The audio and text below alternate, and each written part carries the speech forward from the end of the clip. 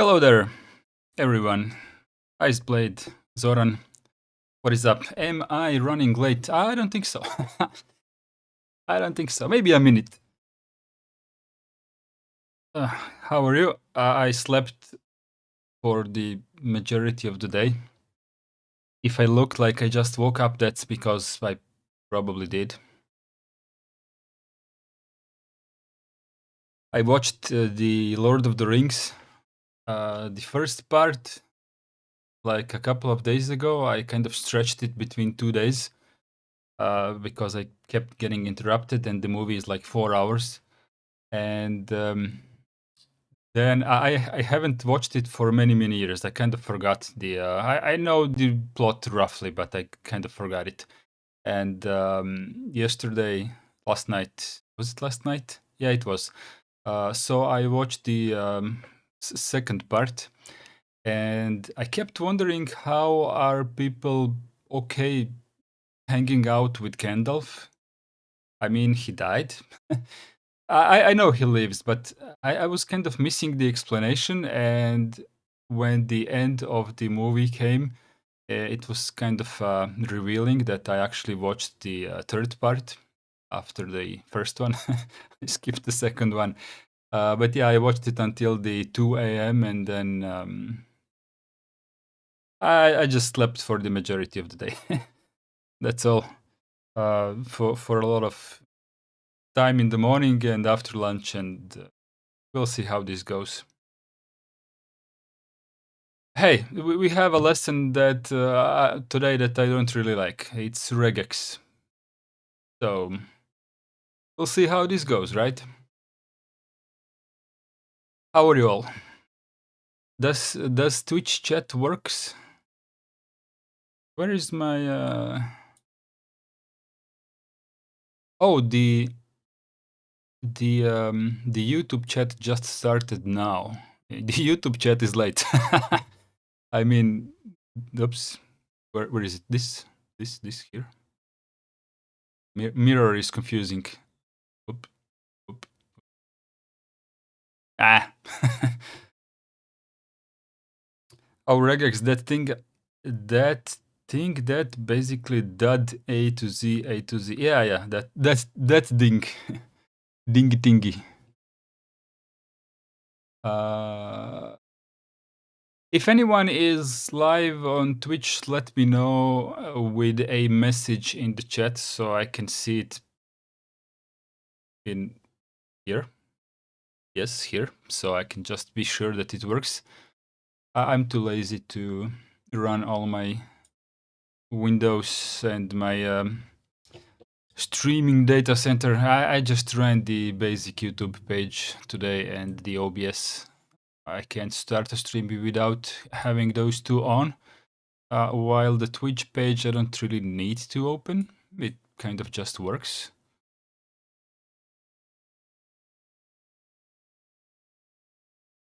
Regex are awesome. I'm using them all the time. Yeah, I agree. I agree with that. It's just that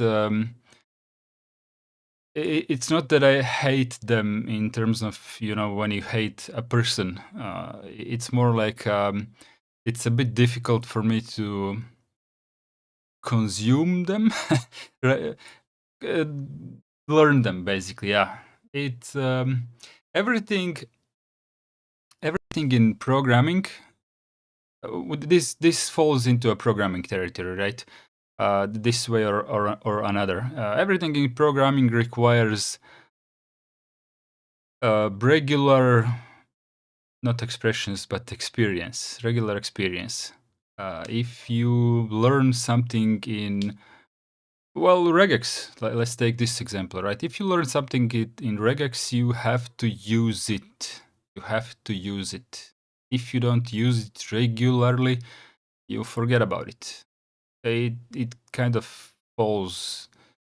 I don't know how human brain works, but I like to explain this to myself, that the brain works like swap memory. So the thing that you regularly use is in your RAM, while all of the things that you don't necessarily use regularly, that kind of gets moved to your hard drive in your swap partition, and then when you need it, then it kind of needs to be transferred back to the RAM again, so you can use it. It's I know it's bad. I know it's bad, but the way I explained it, but that's how I like to present it to myself. You have to train your memory in order to use something. Especially goes with programming languages in general. If you learn, I made a legit application for a mobile operating system 10 years ago. It took me about a month to go from I literally don't know anything to having my application published, fully working in the store. So it was about 30 days, like reading a lot of manuals about how this can be done, how this can be done, a trial and error. Basically, I taught myself, but eventually I made it. I did the thing. It works. But when you don't do that for a while, you literally forget how you did it. You just don't remember. And that you need to practice. You need to practice everything. So everything we do on these Sunday lessons, if you don't intend to practice any of it, I'm not saying that you will need everything that is in LPI, LPIC actually. But if you don't practice some of this, you will forget. You will forget. I actually knew some of these things before when I was a lot more active with Linux, and after that I used Windows for a while, and it goes out of my memory. I just have to remind myself to all of the things that I used to know.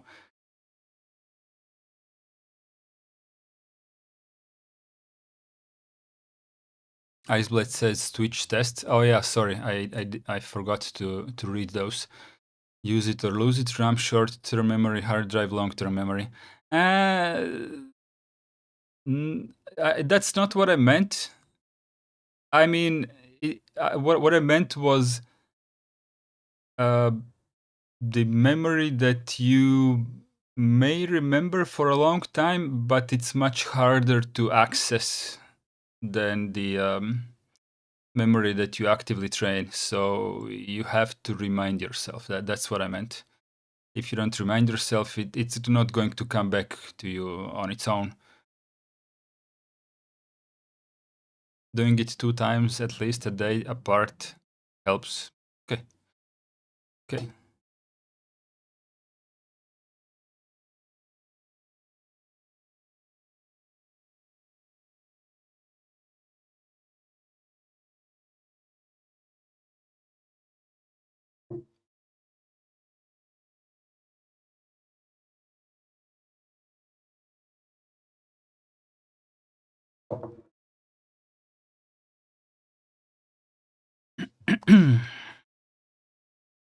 Yes. I'm actually feeling kind of hungry.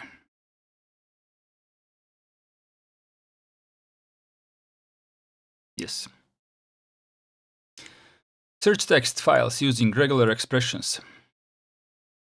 Create simple regular expressions containing several notational elements. Understand the difference between basic and extended regular expressions. Understand the concepts of special characters, character classes, quantifiers, and anchors. Use regular expression tools to perform searches through a file system or file content.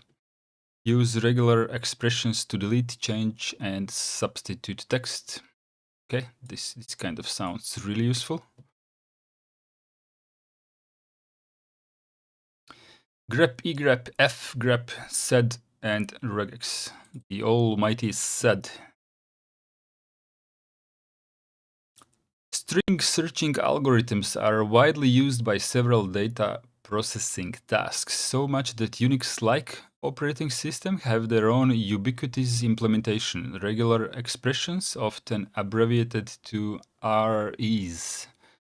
Regular expressions consist of character sequences that make up a generic pattern used to locate and sometimes modify a corresponding sequence in a larger string of characters. Regular expressions greatly expand the ability to write parsing rules to request in HTTP servers, and Nginx in particular, write scripts that convert text-based datasets to another format, search for occurrences of interest in journal entries or documents, filter markup documents, keeping semantic content. The simplest expression contains at least one atom. An atom, so named because it's the basic element of a regular expression, is just a character that may or may not have special meaning. Most ordinary searches are unambiguous. They retain their literal meaning, while others have special meaning. The dot. Atom matches with any character. Caret.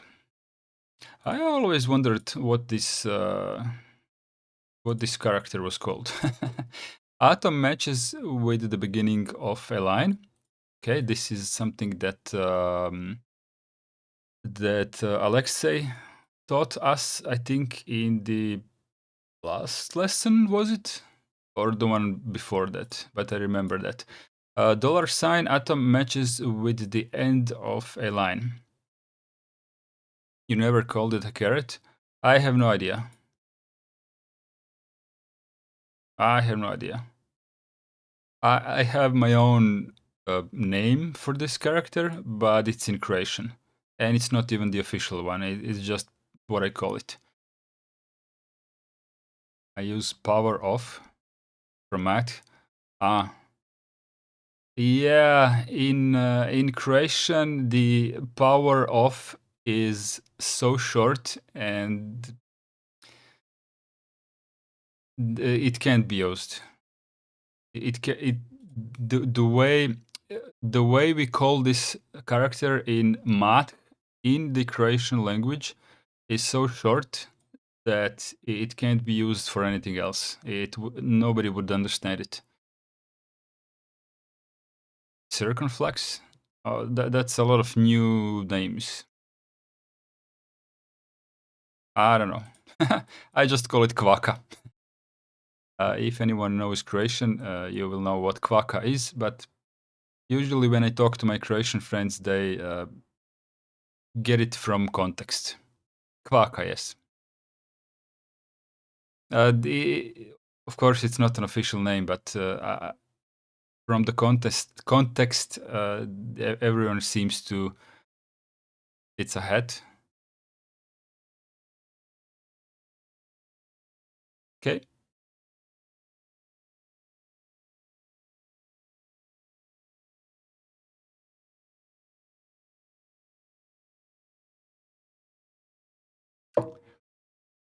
But yeah, in this lesson, it's going to be a caret. Kvaka sounds like duck.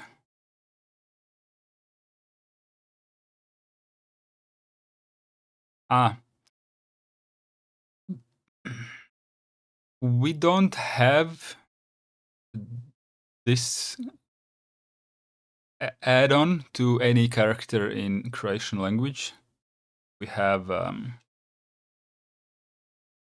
this. We have this one, and oops, this one and this one. No. These are only these three. Only these three, and also these two. But the first three have the.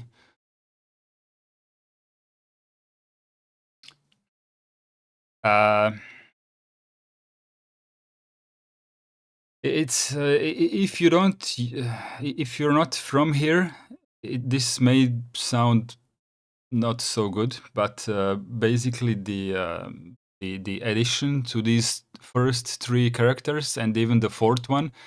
We call them kvačica. And what kvačica actually is, oh, if I have any, when you put a wet laundry on a wire to be dried outside, you pinch them with something, with a tool, usually two of them, for goes to one laundry. Clothes spin, never heard of it, but basically we call it kvačica. And what is on these three letters, this is also called kvačica. Yeah, so it's the official name. I mean, everyone seems to be using it. So this kvačica, you can also shorten it to kvaka, but kvaka is usually a door handle, so it kind of gets confusing after a while if you don't use it.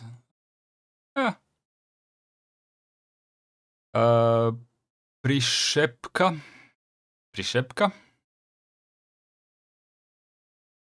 If you would give me a sentence, if you would give me a random sentence with that word prišepka, I might understand it, but just the word doesn't mean anything to me. I mean, it doesn't remind me. Štipaljka, yes, štipaljka. Exactly that.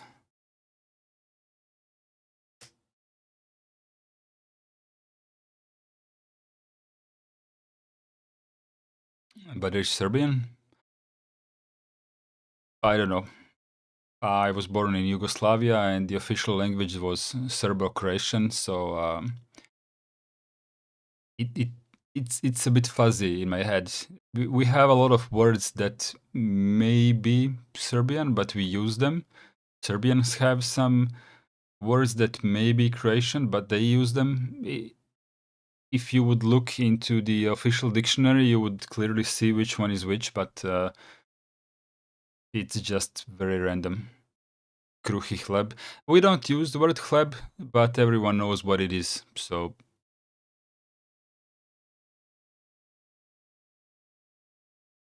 that's what these things are called in Russian. Yeah, I know what you meant. I know what you meant. I was just adding my additional Slavic not interpretation, but my additional Slavic first impression. That's what I meant. Impression. When you wrote that word, it doesn't quite give me the vibe for the device we're talking about. If you just would give me this word randomly on the street, I wouldn't know what it is.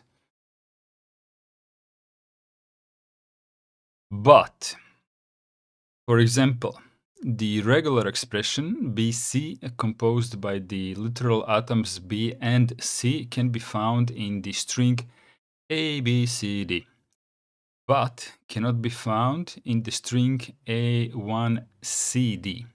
On the other hand, the regular expression .C can be found in both strings ABCD and A1CD, as the dot matches with any character. Yes, Iceblade, yes. The caret and dollar sign atoms are used when only matches at the beginning or at the end of the string are of interest. For that reason, they are also called anchors. For example, CD can be found in ABCD, but caret CD can not. Similarly, AB can be found in ABCD, but AB dollar can not. The caret is a literal character except when at the beginning, and dollar is a literal character except when at the end of the regular expression. Okay, so this is really worth remembering, the last sentence, which I cannot. I can actually.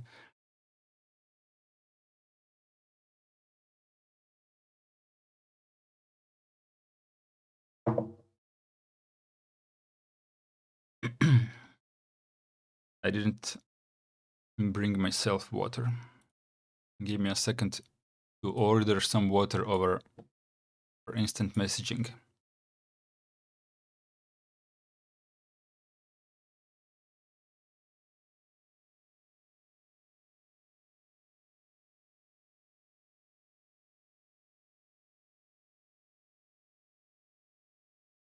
Okay, I ordered a glass of water. Let's see how fast the waiter is. Bracket expression. There is another type of atom named bracket expression, although not a single character. Brackets, including their content, are considered a single atom. Caret left, dollar right. Yep. A bracket expression usually is Junior Pierre just subscribe on, I don't know what, Twitch maybe. Say hello on Twitch if you are there, Junior Pierre. A bracket expression usually is just a list of literal characters enclosed by brackets, making the atom match any single character from the list. For example, the expression 1b can be found in both strings ABCD and A1CD.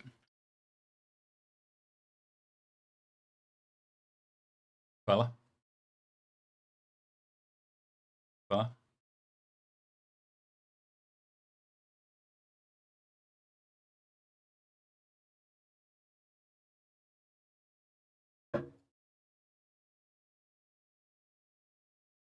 Much faster delivery than in a regular coffee bar. In a regular coffee bar, I have to do the wait. What? I mean, waiter. Fuck. Waiter.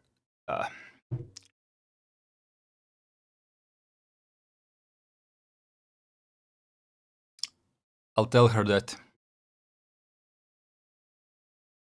Actually, let me just open up the window. It's starting to get hot in here.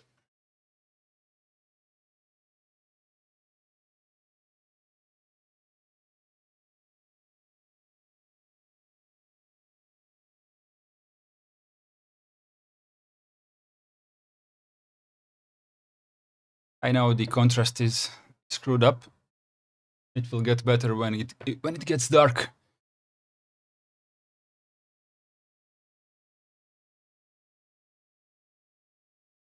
My wife got me this t-shirt and I just had to wear it. It's not a t-shirt, shirt actually. But it's really, really hot. So not really practical for the temperature that is today. But it is what it is.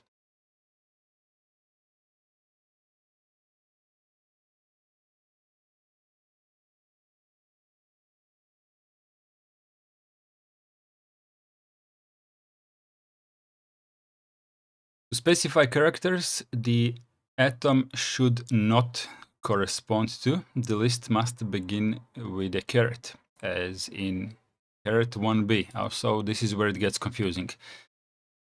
Let me just remind myself what the okay. So the atom. So the caret says that it's atom that matches with the beginning of a line.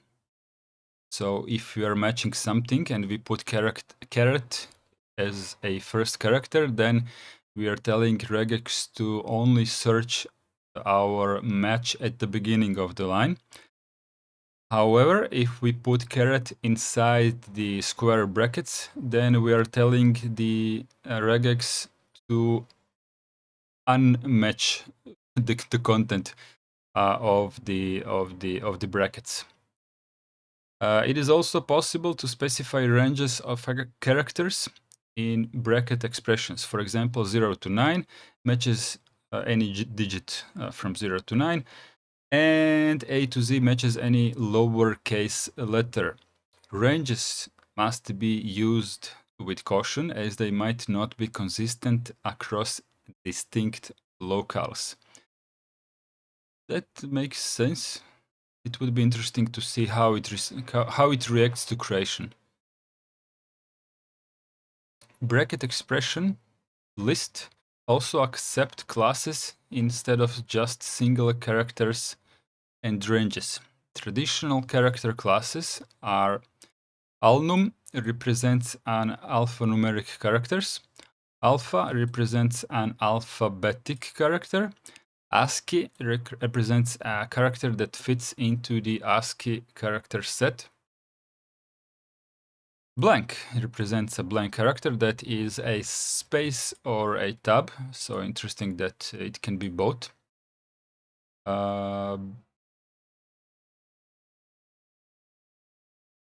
Okay, I had difficulties reading this many how do you say it in English? This many letters without any vowel. What is it? The vowel? A, E, O, U. Anyways, this represents a control characters. Represent a digit.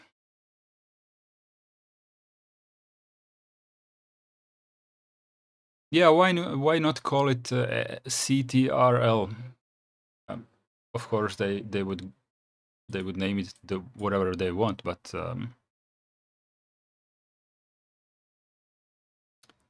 yes, represents digits. Graph represents any printable character except space. Represents a lowercase character. Represents any printable characters including space. Represents any printable character which is not a space or an alphanumeric character. Represents white space character, space, form feed, new line, carriage return, horizontal tab, and vertical tab. I never use vertical tabs. Literally. How does that work? Represents an uppercase letter. Represents hexadecimal digits 0 through F. And character classes can be combined with single characters and ranges, but may not be used as an endpoint of a range.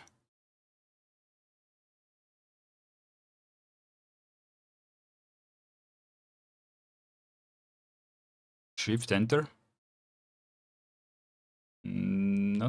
Don't think so. I'm not sure where you're aiming with that, but I wouldn't say so. In the normal text editors and normal, I mean not normal, but the pretty text editors like LibreOffice or email clients and stuff like that. When you press Shift Enter, it simply goes to a new line instead of normal Enter, which usually goes to the next paragraph. So there is no tab in that. Also, character classes may be used only in bracket expressions, not as an independent atom outside the brackets.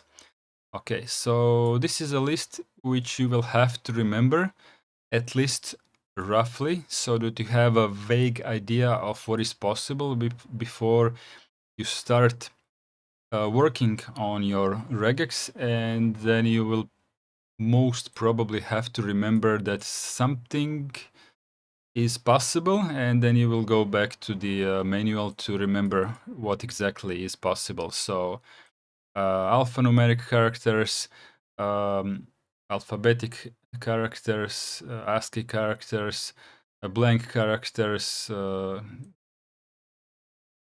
control character, digits, printable lowercase, uppercase, printable characters with or without spaces, stuff like that. Catching new lines. Okay, you may be this one seems like something that you will more regularly want to use. For example, if I don't know, if you have a list of I'm just going to invent a really stupid example. You have a comma separated row of many words, which are, as I said, comma separated, right? And you simply want to crash them down into one word per line, without the commas, right? So you can simply do the regex expression by searching for every comma character and simply replace it with a new line. So they will crash from horizontal to vertical, right? Alexis says vertical tabs, try print f hello vertical tab world and then new line. I can.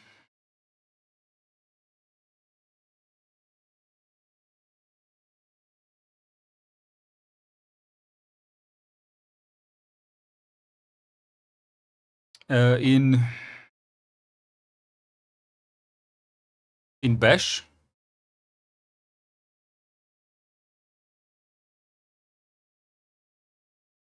In Bash or C program, or where do you want me to put that?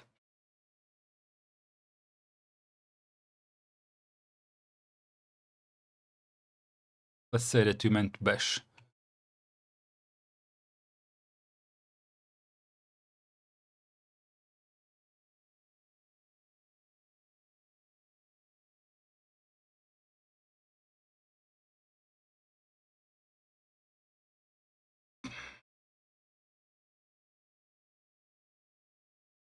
I don't get it. How is this a vertical tab?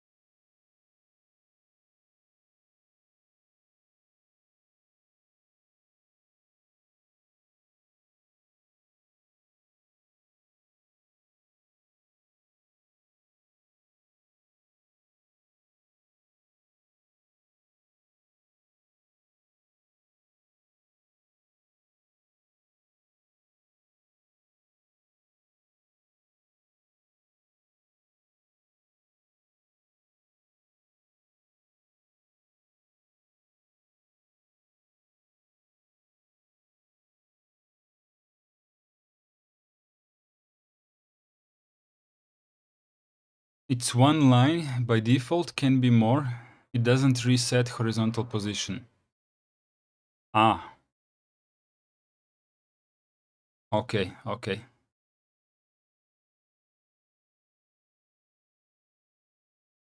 Okay, so this is not a very good explanation, what I just highlighted here.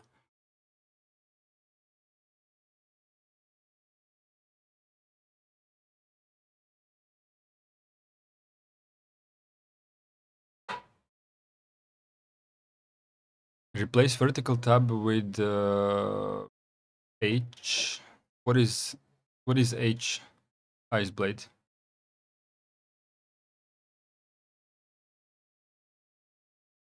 I have no clue what H is.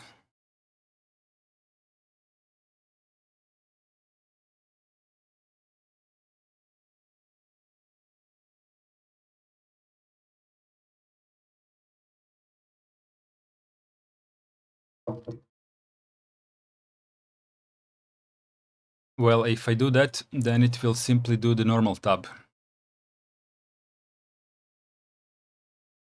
That's kind of expected. I mean, we can do a horizontal and vertical one. So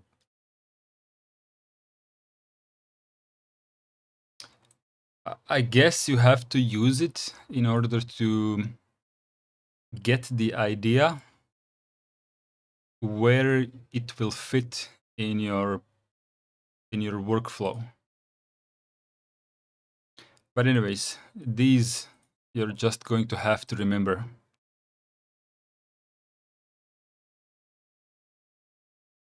Where were we? Also, character classes may be used only in bracket expressions. Okay. Quantifiers, the reach of an atom, either by single character atom or bracket atom, can be adjusted using an atom quantifier. Atom quantifiers define atom sequences, that is, matches occur when a contiguous repetition for the atom is found in the string. The substring corresponds to the match is called a piece. Notwithstanding, quantifiers and other features of regular expressions are treated differently depending on which standard is being used.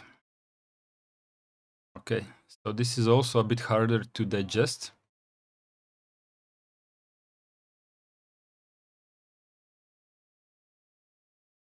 Atom quantifiers define atom sequences, that is, matches occur when a contiguous repetition for the atom is found in the string. Okay, I guess we're going to... Oh, this is Twitch subscription. Polar Bear Summer, welcome into my Twitch channel. Yeah, so the previous one was obviously YouTube. Polar Bear Summer, what are we building? We are not exactly building. Let me switch quickly. So there is Linux Professional Institute. I'm just going to be short about it. They have a test which you can pass and have a nice certification for yourself if you're looking for a job. Or simply want to learn Linux a bit more in depth. So there is quite a few lessons. We started in January with 101.1 and we plan to finish by midsummer with the LPIC 1 series of lessons. Beneath this, actually on Twitch, it might not be linked. May not be linked. But anyways, I have a YouTube channel as well. I'm obviously streaming on both. So we just learn. How long have you been coding? I haven't been coding. We're just learning together. We are today working with regular expressions and basically trying to learn what they are and how they work.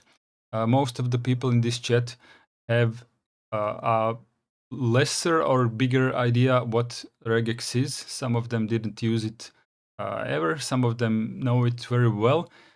So there are quite a few different kinds of people in here in chat, and we all work together to learn more or stuff like that. Ah, so there we are.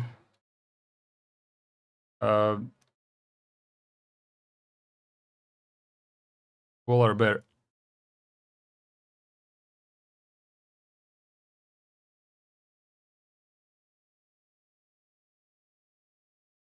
Quantifiers and other features of regular expressions are treated differently depending on which standard is being used.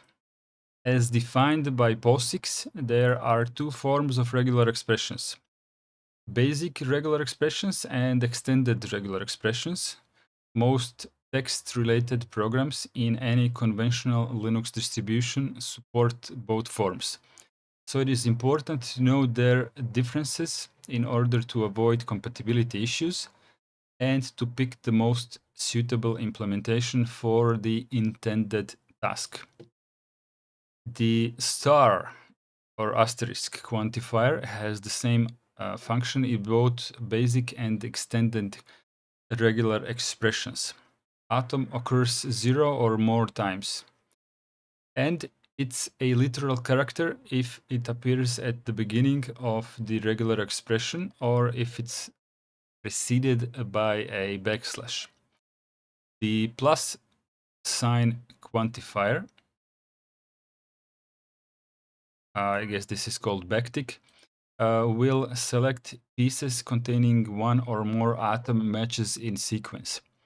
With the question mark identifier, a match will occur if the corresponding atom appears once or if it doesn't appear at all. If preceded by a backslash, their special meaning is not considered. Basic regular expressions also support backtick and question mark quantifiers, but they need to be preceded by a backslash. Unlike extended regular expressions, plus and question mark by themselves are literal characters in basic regular expressions. I'm just gonna say that how this blob of text sounds to me who is reading this text. I can only imagine how Iceblade feels about this. I get it, Iceblade. I think it will be really beneficial to give a couple of examples a try later on, so we get a little bit of substance from this, because this is a lot of gibberish, to be honest. I mean, I understand roughly 50% of this just by reading this without trying it. But once you get your hands on these things, it will start to make sense. There is an error in this document. Looks like formatting is broken. You mean the backtick should be plus?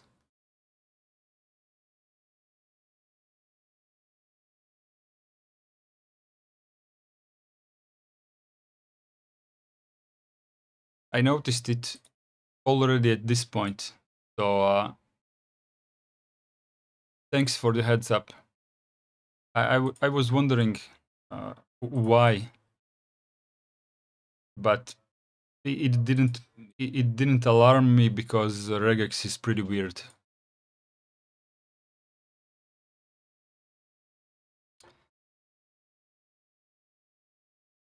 They probably used plus, but something went wrong.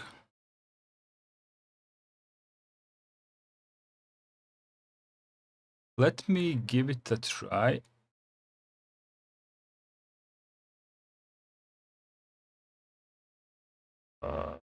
Find this document and try to open it in the Firefox emulator. Where do I have this document? Where do I keep it? Desktop, I think.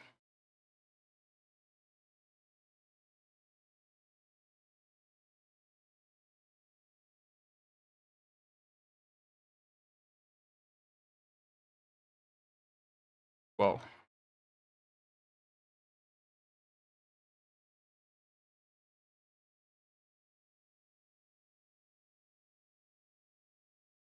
I don't get it.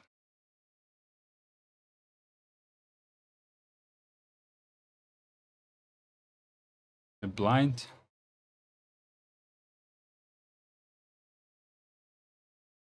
Open file. Sorry. Desktop LP.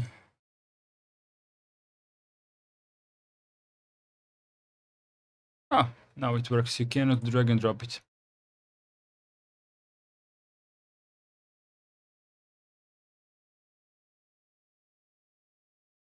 We are at 103.7, right?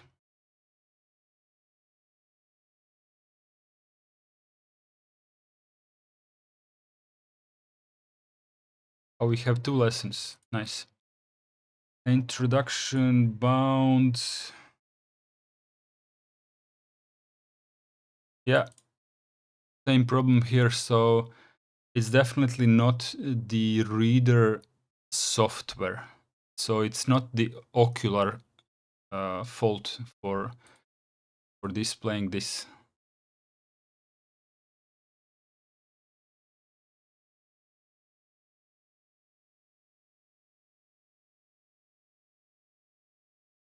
Let me guess, LibreWolf is a Flatpak? I think it is.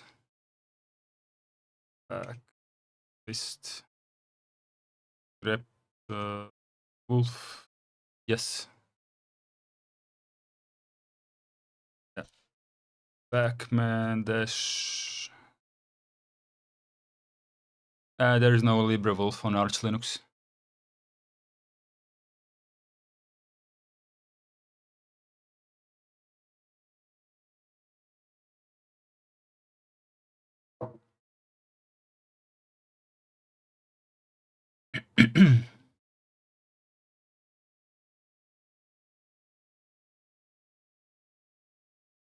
A bound is an atom quantifier that, as the name implies, allows a user to specify precise quantity boundaries for an atom. In extended regular expressions, a bound may appear in three forms.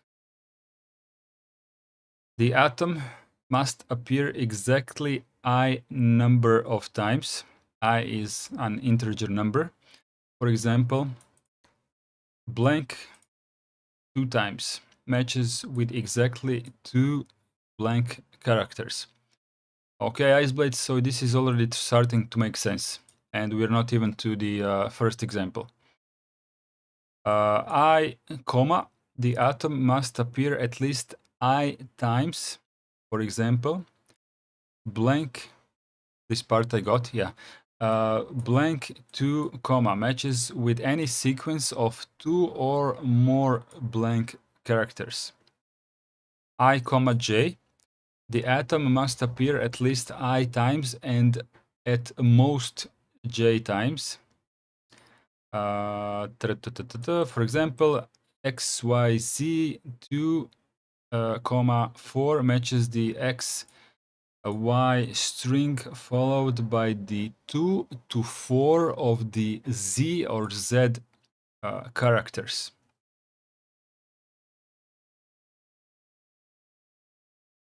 Quite precise. In any case, if a substring matches with a regular expression and a longer substring starting at the same point also matches, the longer substring will be considered. Basic regular expressions also support bounds, but the delimiters must be preceded by backslash column backslash open bracket, and I'm lost. Ahmed, welcome in.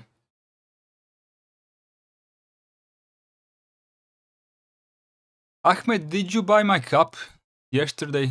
The mug? The black one?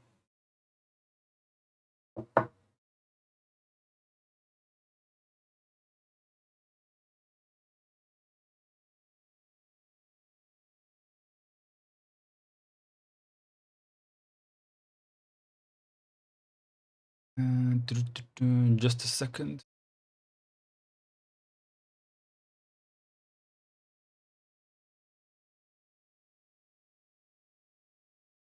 No, it wasn't me. Okay. There was a guy with the same name. So I just wondered.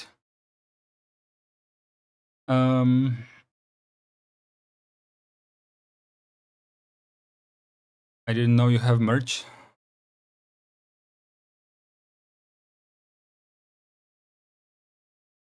A little bit.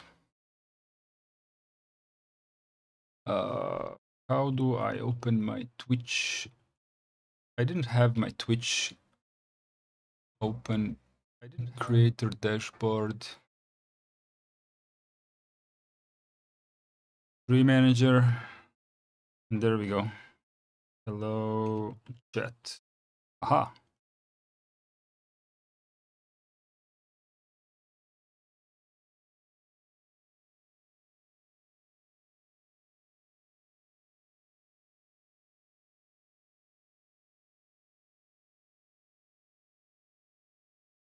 There we go. Ahmed is a very common name in the Arab and Islamic world, so yeah, it might be the reason. Yeah, I know that, but from the perspective of the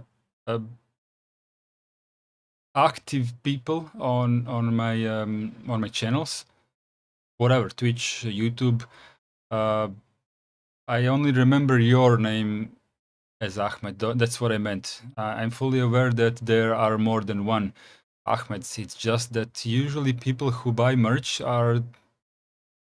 I mean, it's not always that you would be active in any of the chats, but I just figured, you have been active in my chat for a couple of times, and no other Ahmeds ever appeared in my chats.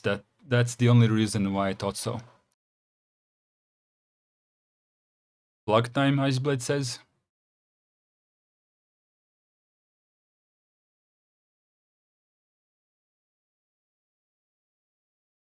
Where are we? Where are we? In any case, if a substring, yeah, okay.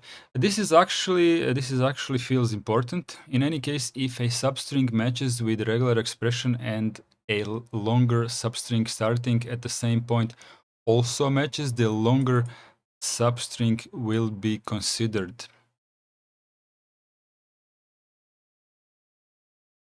So this part confused me a little bit. Basic regular expressions also support bounds, but the delimiter must be preceded by backslash column.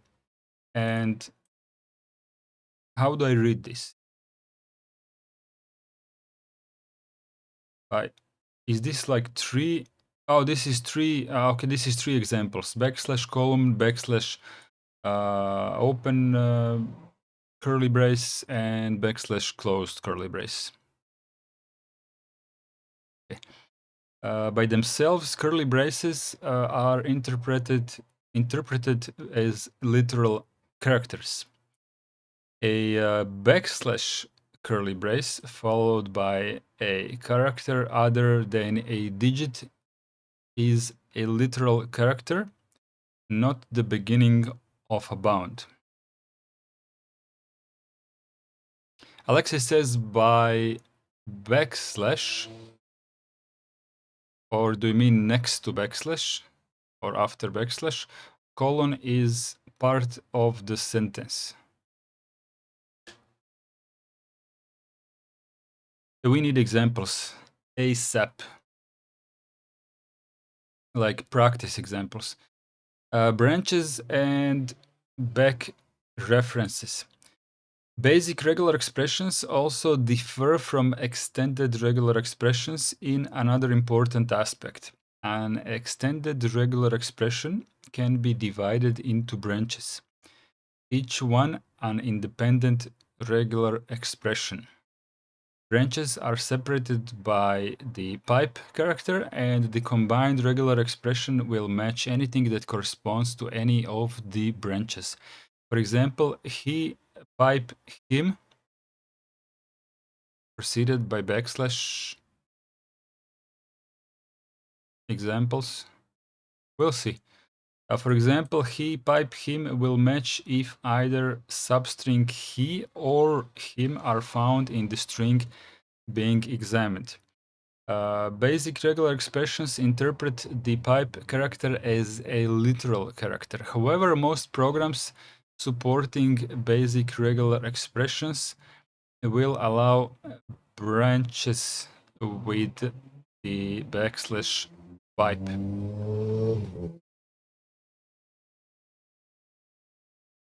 A motorcycle just ran next to my window, and I'm very happy not to see my microphone meter jumping on that while I wasn't talking. An extended regular expression enclosed in normal parentheses. I'm learning. In normal parentheses can be used in back reference. For example, you heard it? Oh crap. But my meter wasn't moving. That's kind of odd. We did hear the bike, but not too loud. No, the filter is not that smart. It's just the built-in one in the OBS. So this is what I have. RNN noise. It's nothing special. It's trained. It's a trained model, but it's an old thing, not anything too modern. It works fine. And the second one is noise gate. Noise gates actually helps more to clean up the noise around me while I'm not talking. Sergey Osipov. Sergey Osipov just subscribed on YouTube. Thanks a lot. I mean, maybe it was you who did that sound. How could it tell? I used NVIDIA. What was the software name? NVIDIA. Forgot. It was a long time ago.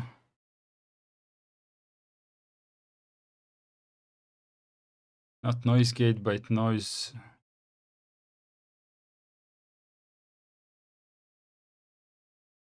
RTX voice. Did they rename it? Broadcast. What's that, Zoran?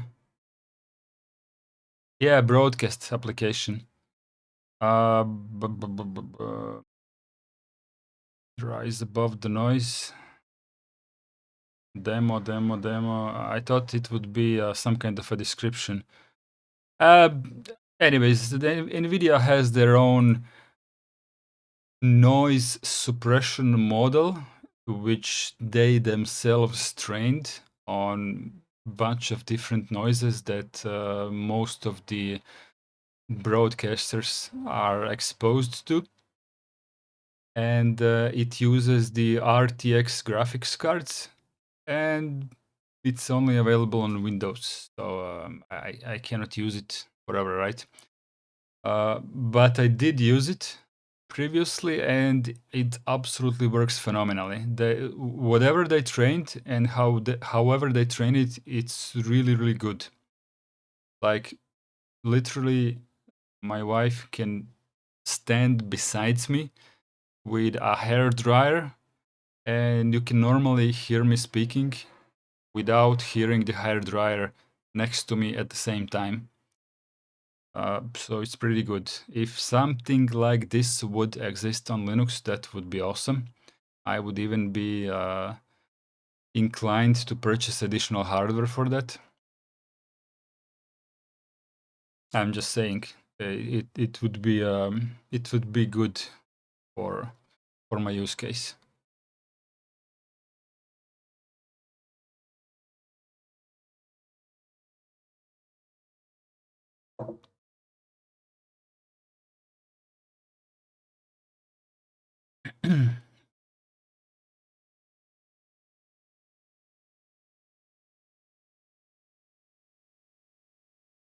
I'm just catching up where we are. An extended regular expression enclosed in parentheses can be used in back reference. For example, a digit formatted in this way will match any regular expression that repeats itself at least once, because the \1 in the expression is the back reference to the piece matched by the first parenthesized sub-expression.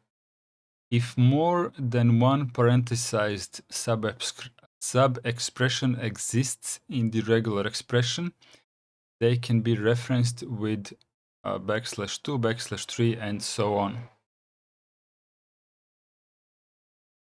For basic regular expressions, sub-expressions must be enclosed by the parentheses with parentheses by themselves, or I didn't understand how the sentence is formed, must be enclosed by the parentheses preceding with backslashes with open and closed parentheses by themselves, ordinary characters. I'm actually not sure what they mean. The back reference indicator is used like in extended regular expressions. I have a blank face expression simply because it's a lot of theory and zero practice so far. So let's go ahead and learn something digestible, hopefully. Searching with regular expressions. The immediate benefit offered by regular expressions is to improve searches on file systems and in text documents. The -regex option of command find allows to test every path in a directory hierarchy against a regular expression. Alexis says basically in basic regex, many control characters are ordinary characters, and so one needs to escape them to become active. Ah, okay.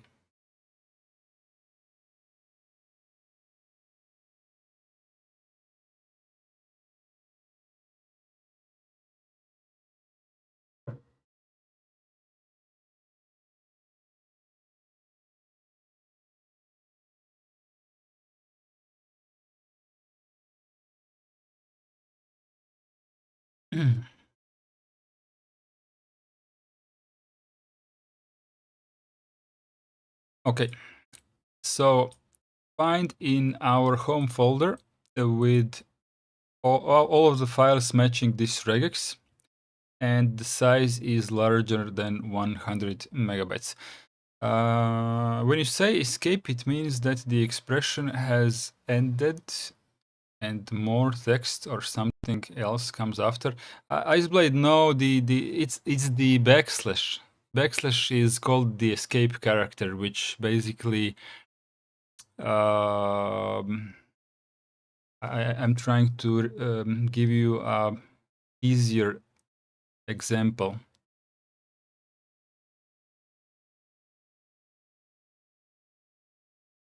I don't know.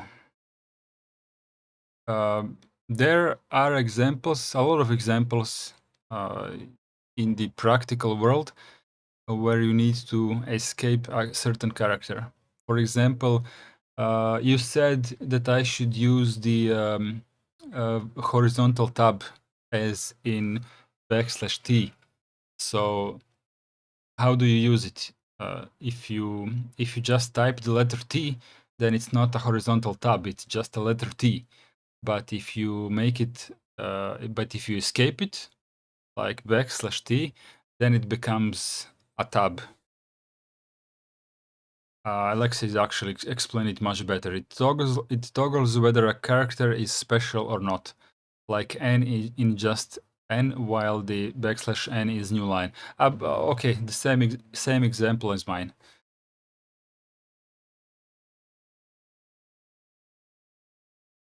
Let's find what they want us to find.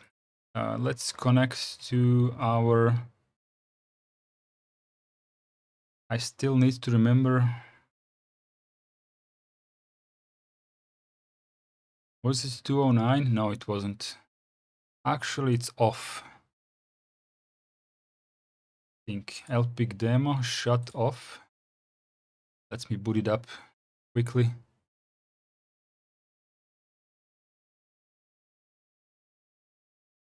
Booting my demo server.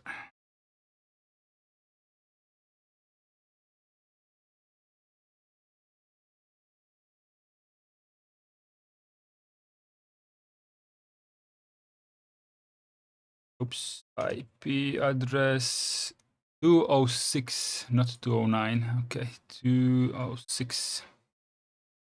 There we go. So, of course, this command will find nothing, because of course it won't. However, if we do the dd if equals dev 0 of equals big file, okay, so I just let it collect from the dev 0 for how long did it take? 1.2 seconds, and then I interrupted it with Control C, and it managed to pull 158 megabytes from dev 0 and write it to a file called big file. So we can now run the regex that has been copy pasted from the example. And once again, it will find files in the home folder that matches the regex. Well, I can't really read this, but I suppose the file needs to be larger than the 100 megabytes. and it didn't find my big file, and that's because we don't know how to read this. So dot star, let's try to see what this says. Searches for files greater than 100 megabytes, but only in paths inside the user's home directory that do contain a match that is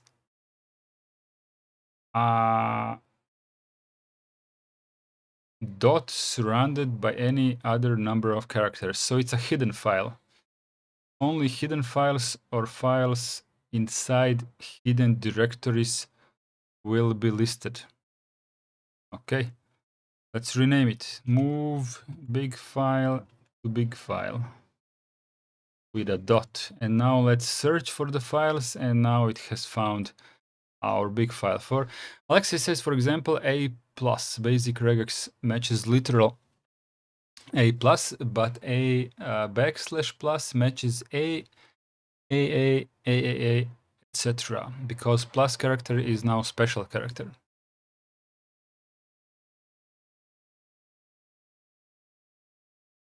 Regardless of the position of the slash dot in the corresponding path for case, or just slash, sorry.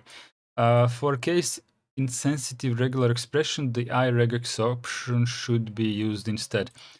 So once again, all the files that start with dot whatever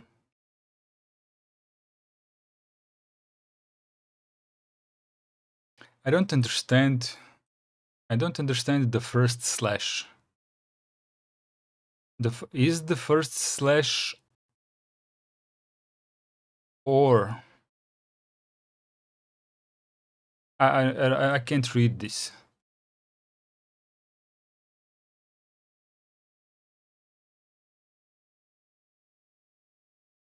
So file .exe in dash regex could be found by dot star. No,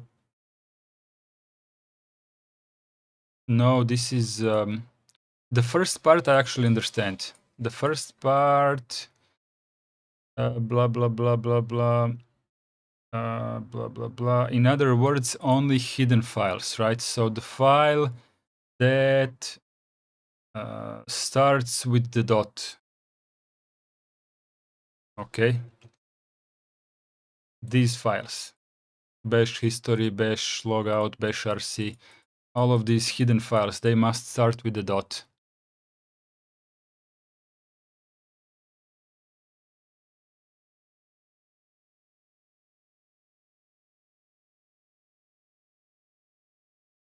The first dot star means any character 0 or more times. That actually doesn't make sense to me, but okay. Then slash, then literal dot, and then again any character any number of times. This got me confused. Iceblade apparently knows more than I do. I still don't get it. Scroll back to where caret was introduced for the dot.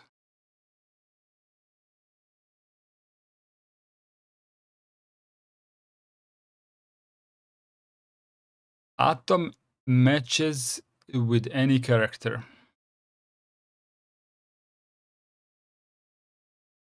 So the search result must start with any character. Then scroll to quantifiers for the star character.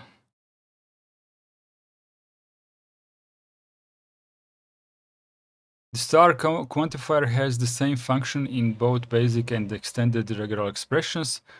Atom occurs 0 or more times, and it's a literal character if it appears at the beginning of the expression or if it's preceded by a backslash.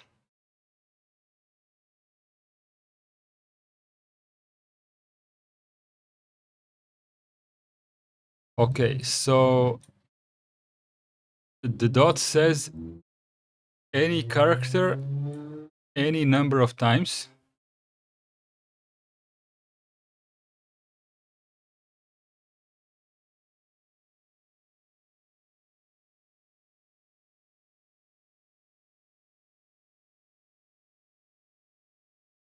Because it's under quotes, right? Or not? No, the quotes are just for the find.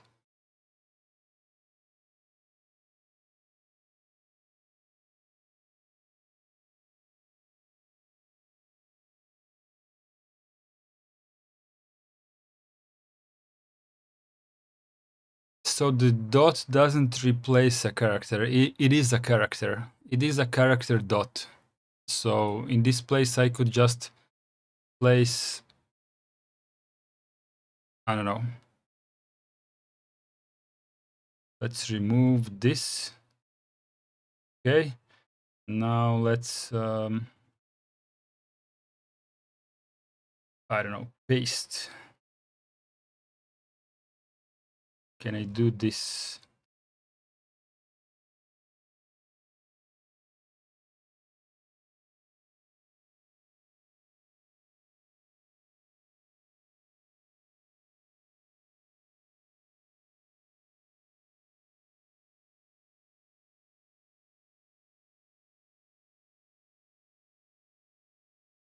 It's gonna take some time.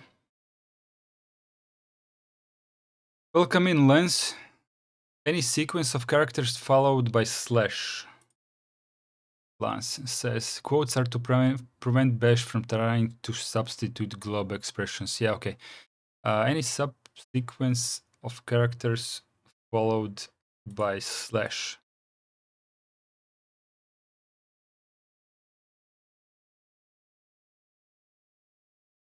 There are no hidden files in the root folder. I don't think so, but we are searching in home.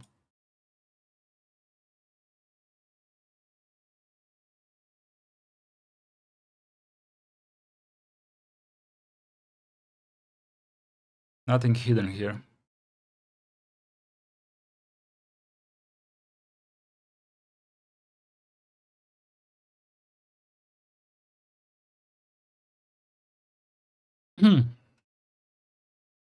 Any character. Any one character. I'm getting confused by this.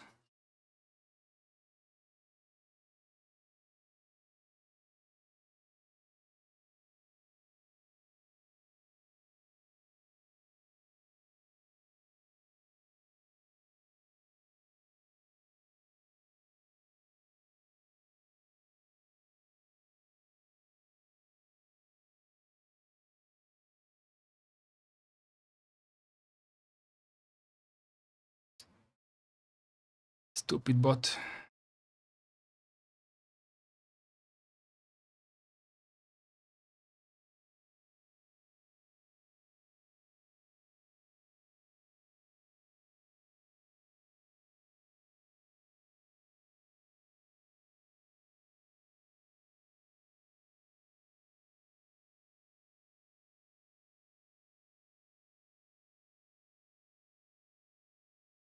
This command uses find to search for files or directories in your home directory that are hidden, have a greater size.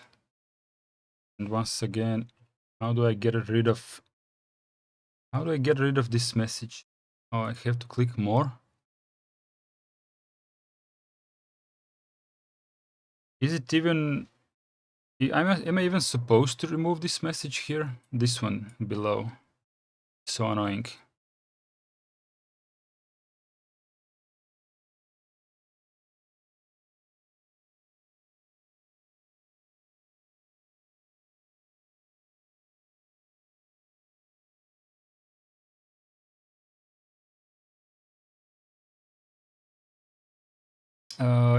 Alexa says it matches the home Dart part in paths in finds and also other parts for subdirectories.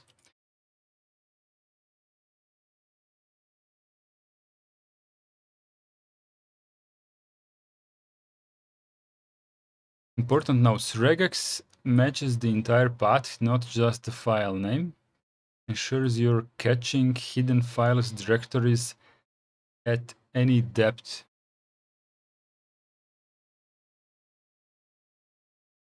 Just a second.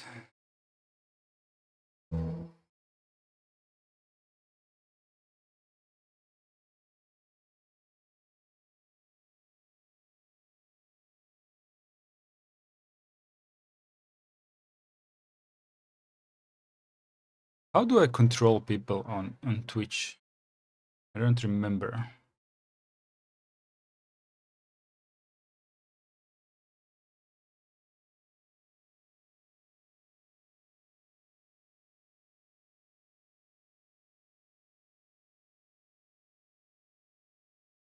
Sorry for the interruption. I'm just looking where the ban hammer is on Twitch.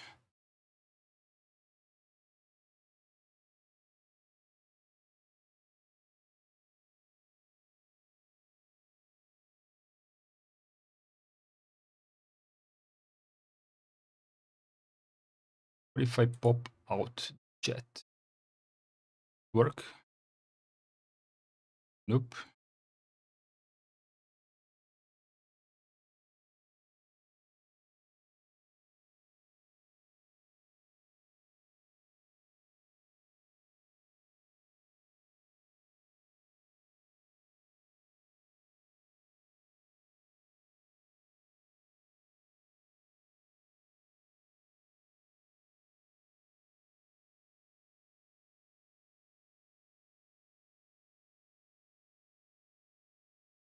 I have no idea how to ban people on Twitch or where the button is.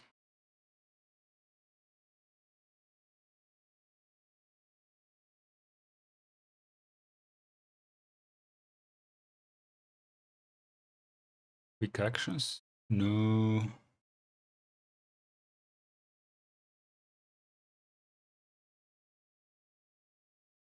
Mod actions. Oop.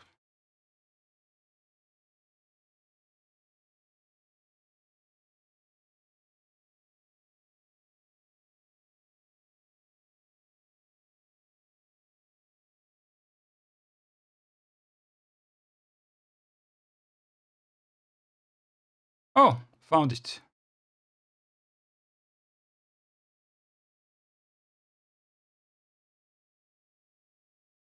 There we go.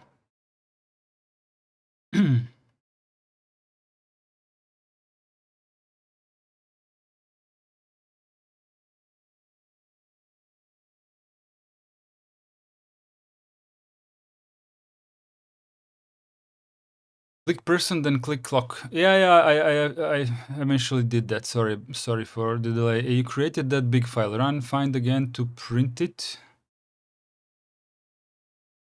Try matching the regular expression against its path.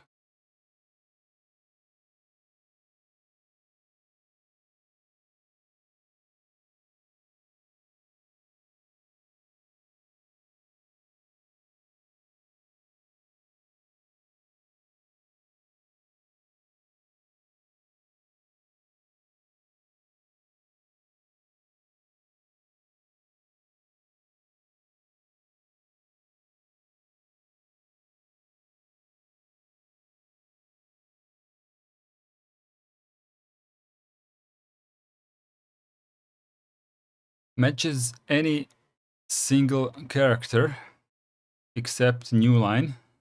This is a regex meta character. Okay, so the entire regex pattern starts with any characters and the star 0 or more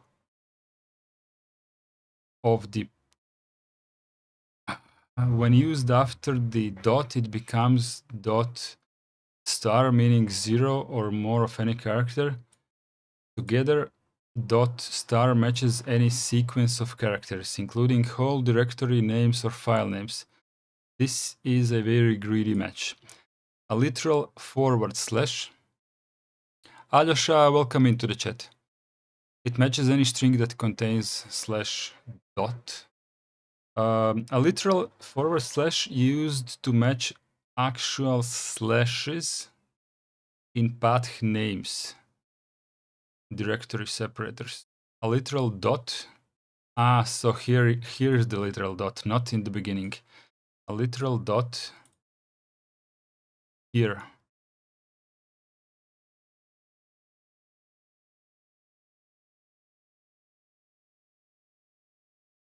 In regex, dot is a special character, matches any single character, so to match a real dot, it needs to be escaped with a backslash.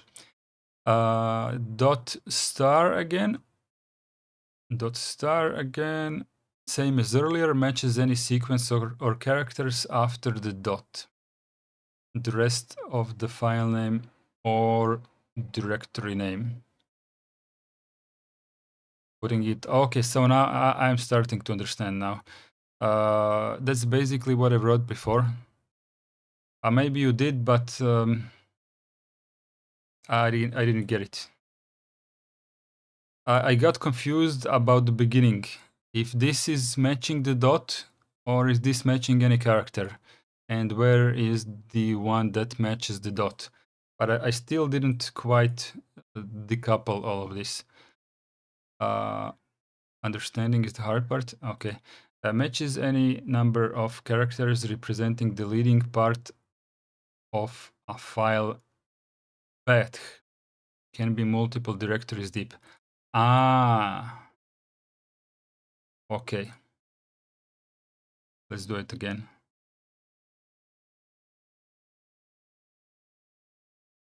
Oops. Right.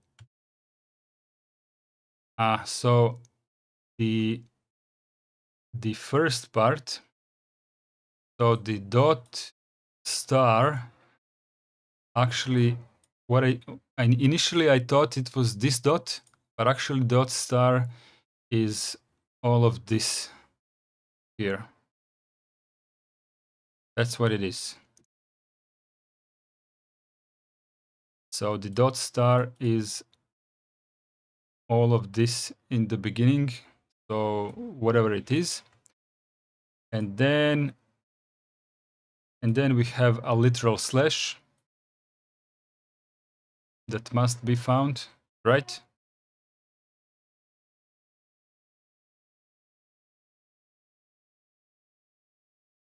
Without slash at the end.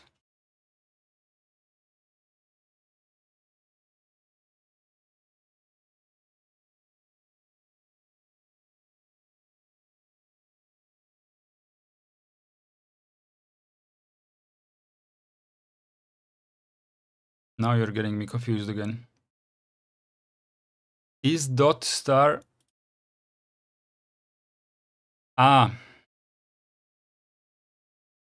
Well,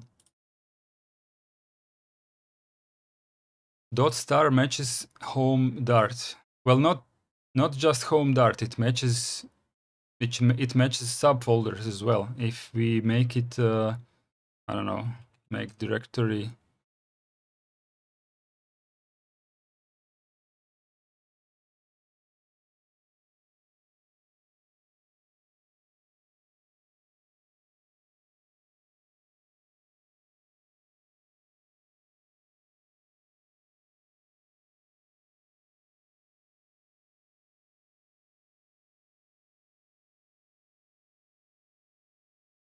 I mean, in this particular example.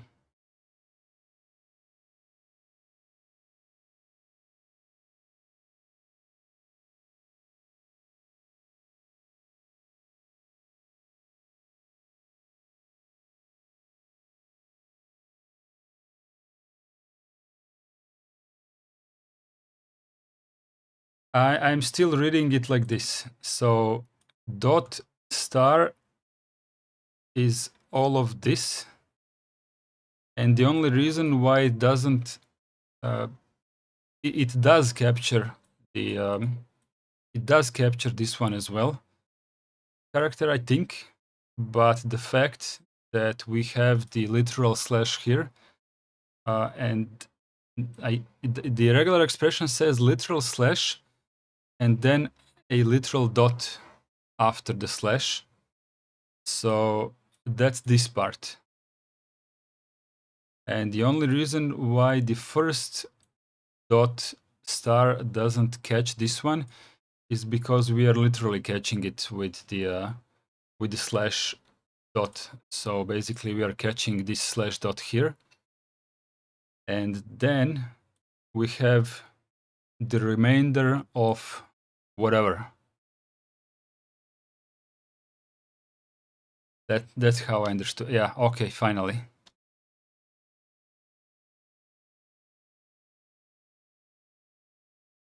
Iceblade, did this finally make sense? To me it does now, but I kind of have to read it from the middle, from the literal stuff, right? So it says find the literal slash dot. Iceblade says, wait, I thought Iceblade you really need better grammar. But here it is. This part here literally says find a literal slash followed by the dot. So we have slashed followed by the dot here. We have slashed followed by the dot here. We have it here, and we have it here. So I suppose it can be anywhere, but since we are finding files, I suppose, I mean, we're finding files, right? So I suppose it is only catching the last part, but I'm still not 100% sure about this. I would have to check the manual for the find command. So this part here has caught the slash dot, and the preceding part slash says find whatever precedes it, and this part slash this part here says whatever comes later. It's catching the last part because it's greedy. You mean greedy as, is that a regex expression to say it greedy in terms of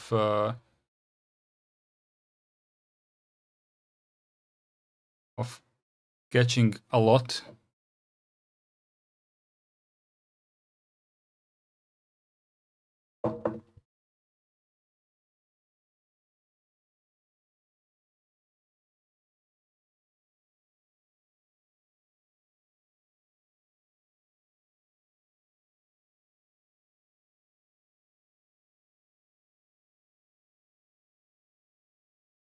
I'm just writing writing a reminder for myself.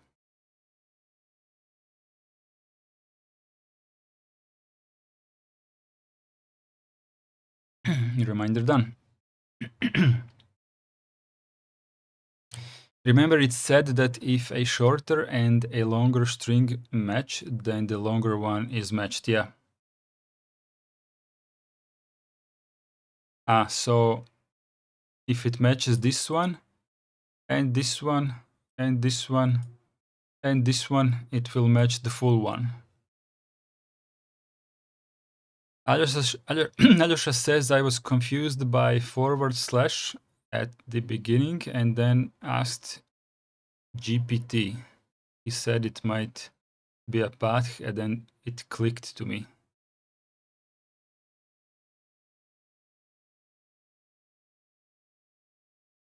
And slash literal symbol, right? And slash dot is what? There is no slash dot in this regex.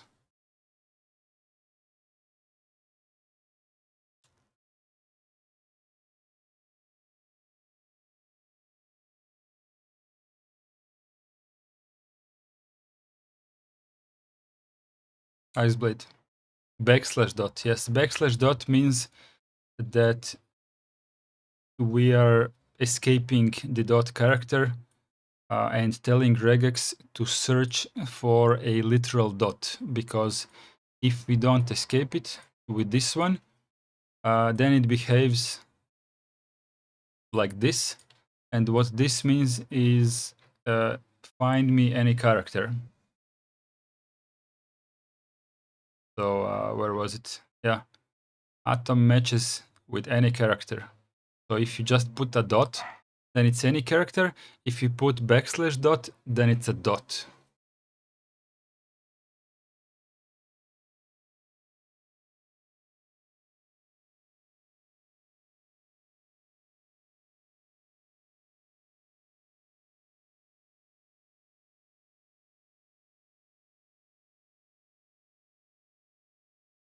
Oh, so backslash, so we can search for the literal, yes, yes.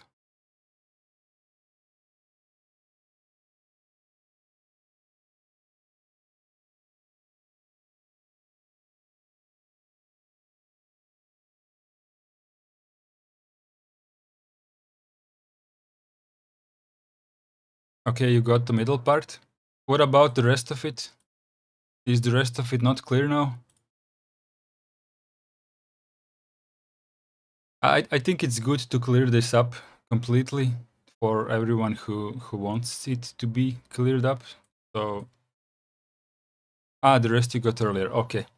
Let's go then. Searches for greater than 100 megabytes. Okay, that makes sense, but only in paths. Bila sa mnom u 18:40.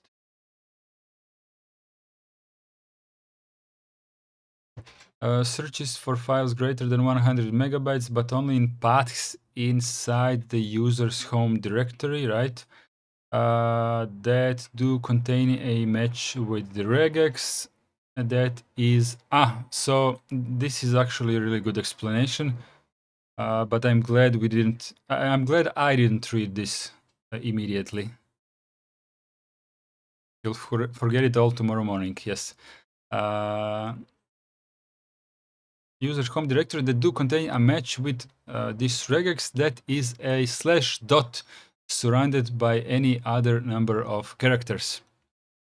In other words, only hidden files or files inside hidden directories will be listed regardless of the position of the slash dot in the corresponding path.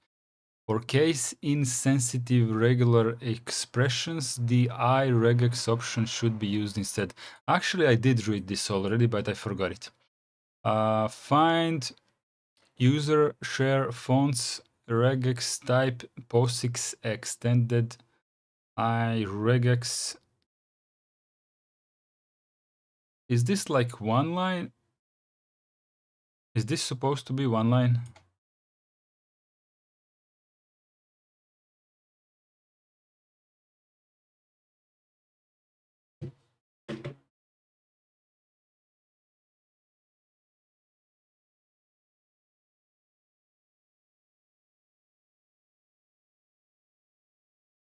Brr.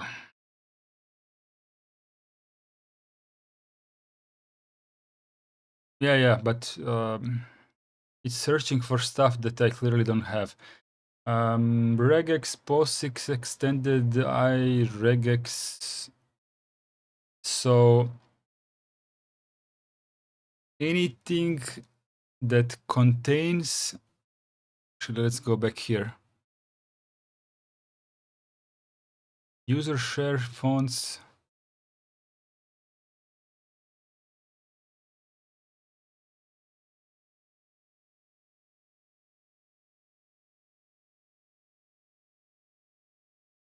True type. Deja vu. So we have them, but not in share fonts, but true type.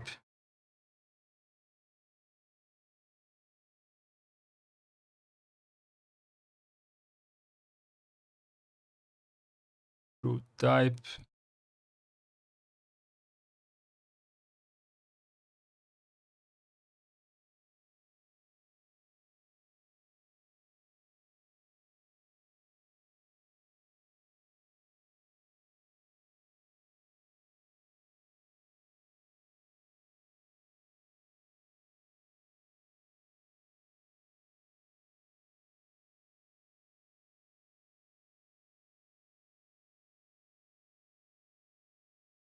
Okay.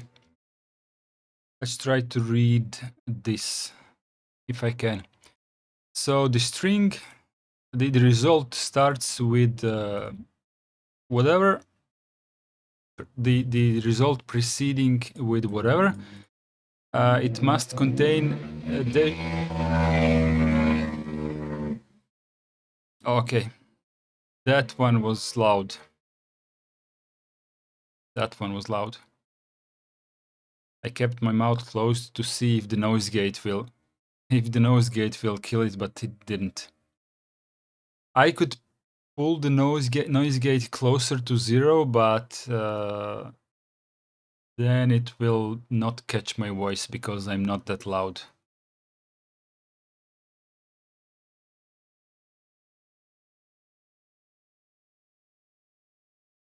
Eh.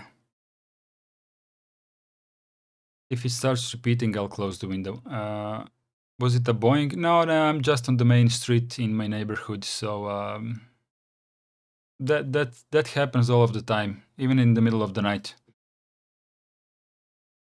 We have cars here, like tuned cars with loud exhausts that would drive by my window like in 2 a.m. with a full throttle, just because they can. It's very good for sleeping, for quality sleeping. Straight pipes. Ah.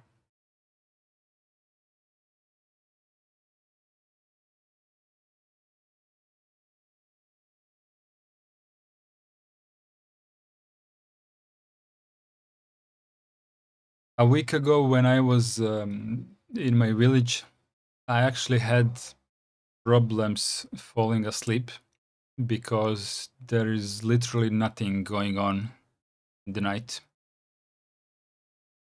Nothing. Like when you put the noise cancelling headphones in your ears. Nothing. And it's I kind of got used to the noise.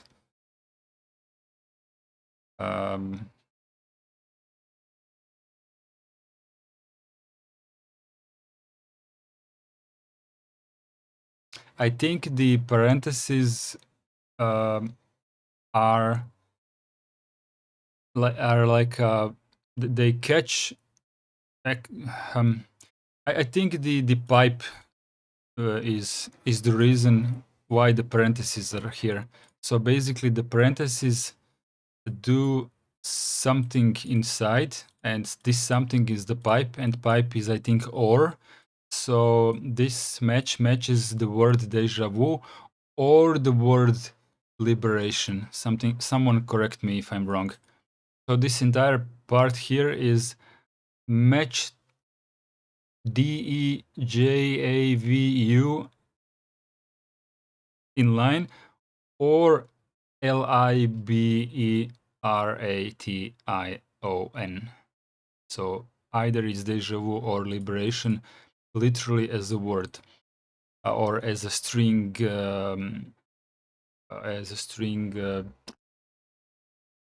like an operator with 2 strings. No, or at least I'm not sure what you meant. Basically, what it says that the string must contain the word deja vu. I mean, the result must contain the word deja vu or the word liberation. So it does, and then it has to contain whatever, another string of whatever, and then it must contain the word sans, and then it must contain another blob of whatever, and then it must contain the word italic or oblique, and then another blob of whatever. So basically, what the entire string is searching for, it is searching for any result that contains the word sans in between the words deja vu or liberation, and in between italic or oblique.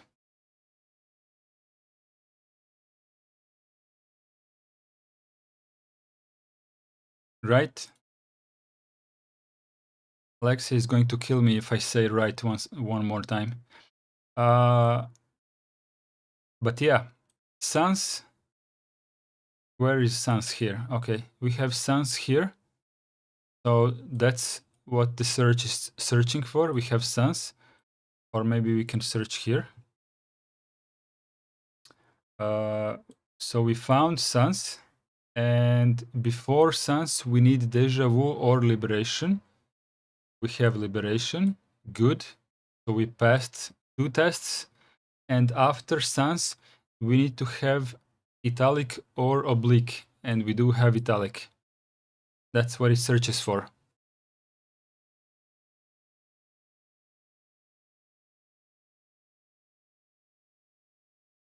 In this example, the regular expression contains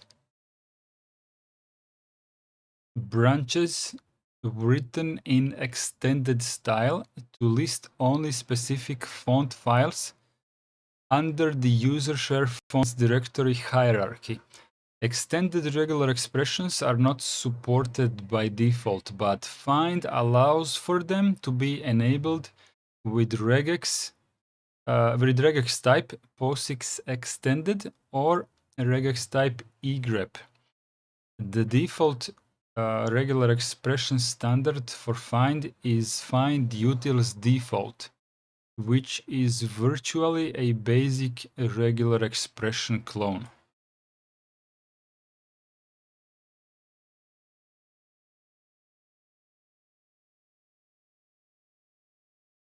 Zoran, his name is Alexei. For you, it shouldn't be that difficult. For Iceblade, maybe.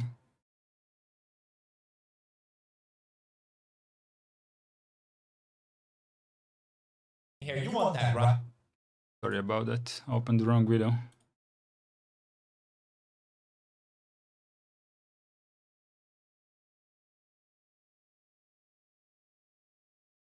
That's just for Zoran.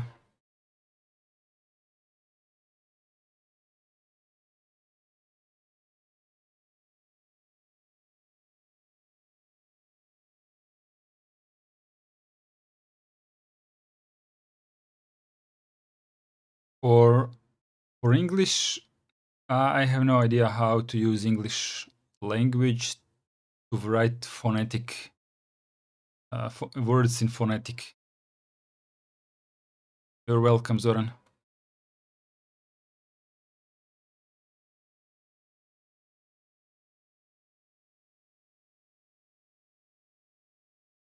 It is often necessary to pass the output of a program to command less when it doesn't fit on the screen. Command less splits its input in pages, one screenful at a time. Just Alex is okay. Command less splits input in pages, one screenful at a time. I wouldn't say this is correct, but it's also not incorrect. Allowing the user to easily navigate the text up and down. In addition, less also allows a user to perform regular expression-based searches. This feature is notably important because the less is the default paginator used for many everyday tasks, like inspecting journal entries or consulting manual pages. When reading a manual page, for instance, pressing the / key will open a search prompt. This is a typical scenario in which regular expressions are useful, as command options are listed just after a page margin in the general manual page layout. However, the same option might appear many times through the text, making literal searches unfeasible. Regarding of that, typing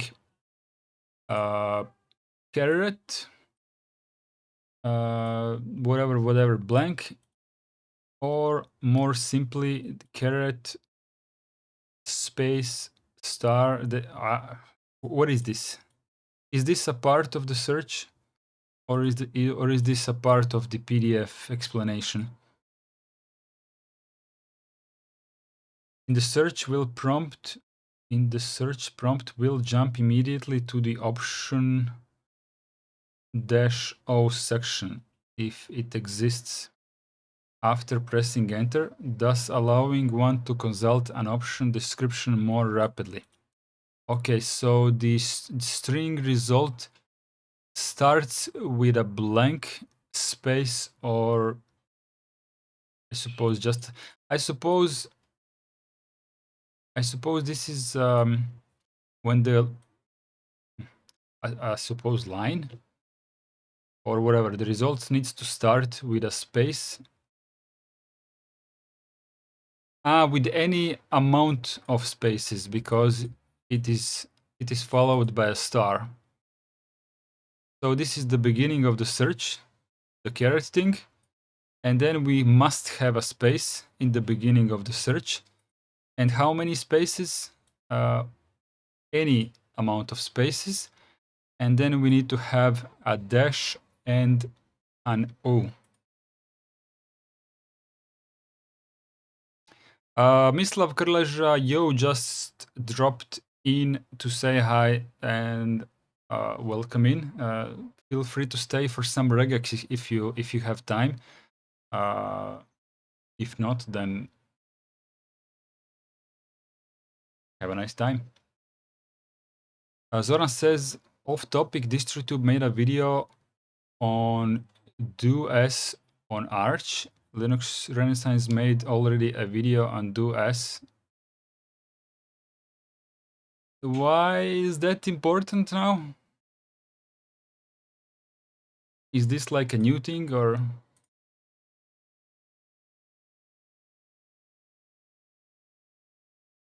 I mean, is it something useful?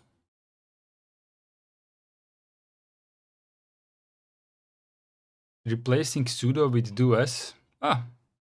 Okay. I'm glad if I'm the inspiration for this, so cool stuff.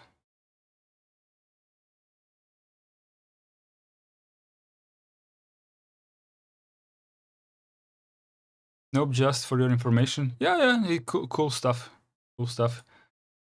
I usually avoid making the exact same content that somebody else did. Burst his ego? Nah. I kind of avoid making the same topic that someone else made in the recent history, because it's like it feels a bit redundant. But other than that, fine. I mean, he has a lot more viewers, so that video is going to be a lot more useful than mine, for sure. Whatever he said in that video is going to be a lot more useful to people, simply because of the sheer numbers. 5 hours ago, 4,000 views, and I get like maybe 1% of that.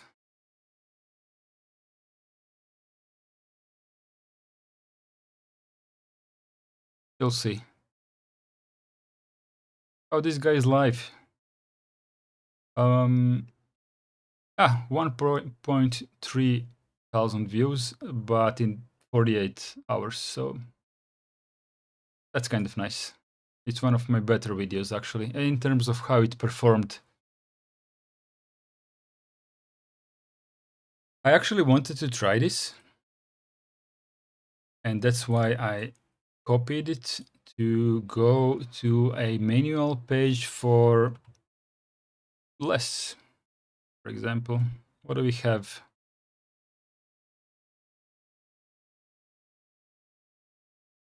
Okay, let's go with press the / and then paste this. But I actually wanted to paste a dash and a plus. But the plus might be misinterpreted if I don't escape it. So if I'm not mistaken, this should search for a paragraph that explains what the dash plus is in the less command. So let's give it a try and see if I got it right. Pattern not found. But there is such a pattern.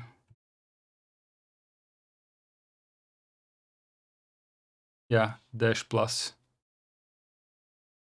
That actually should work, but if I just put the plus here, it still will not work. Interesting. Leading space is the culprit.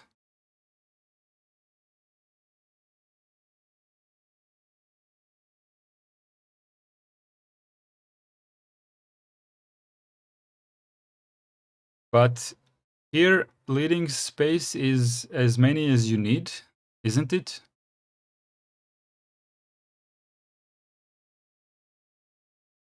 So this is the copy-pasted search query from the PDF. And this one is supposed to find a paragraph that explains what the dash you had one before the correct. Ah, sorry. Sorry, I didn't see that. I thought that you were talking about this leading space. That's blinking now. Apologies. Okay, so now it works. Okay, I'm gonna say that I got it right for the in the first attempt, except my copy pasting made a poo poo. After pressing enter, thus allowing one to consult an option description more rapidly. I'm not entirely sure. Sorry. I'm not entirely sure that I would. For example, what does \s do differently than blank? If I type slash and then dash plus.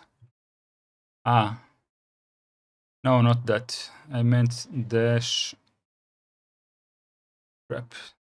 Dash \plus. So it goes. Well, it's not that bad. Not that bad.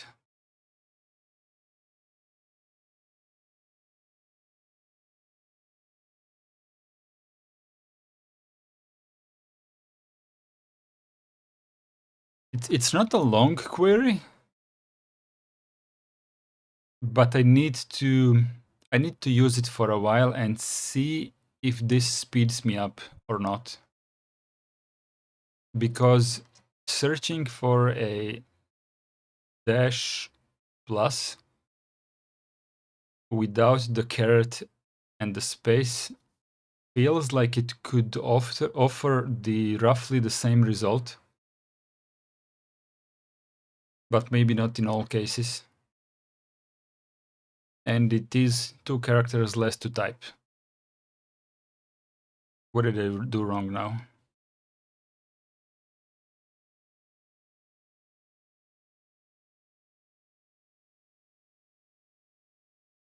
The star. Yeah, okay, then it's 3 characters.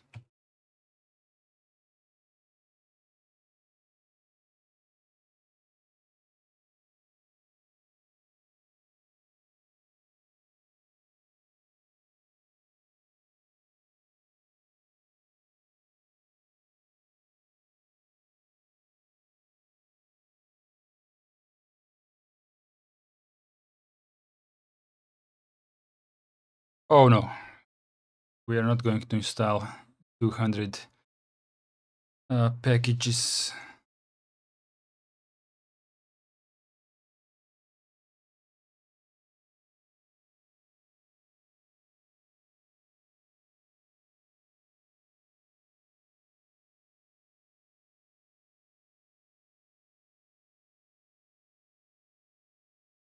I'm just trying to get a rough photographic idea on the layout of the manual.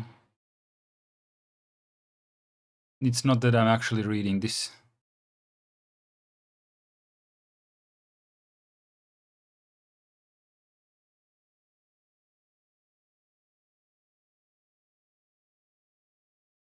A lot of BSD style, what do you call them, in the beginning, and then it switches to GNU style explanations.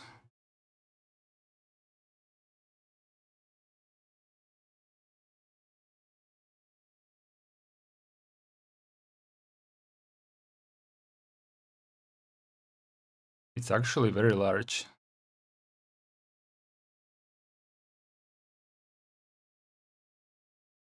How many thousands of lines is this manual? Or maybe why? Holy cow. 13,000 lines for a MPV, for a video player manual. 17,000 lines.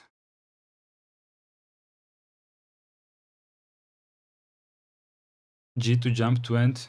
I could. It felt like more intimate to give it a good scroll, just to feel the length of the highway. 22, almost 23,000 lines.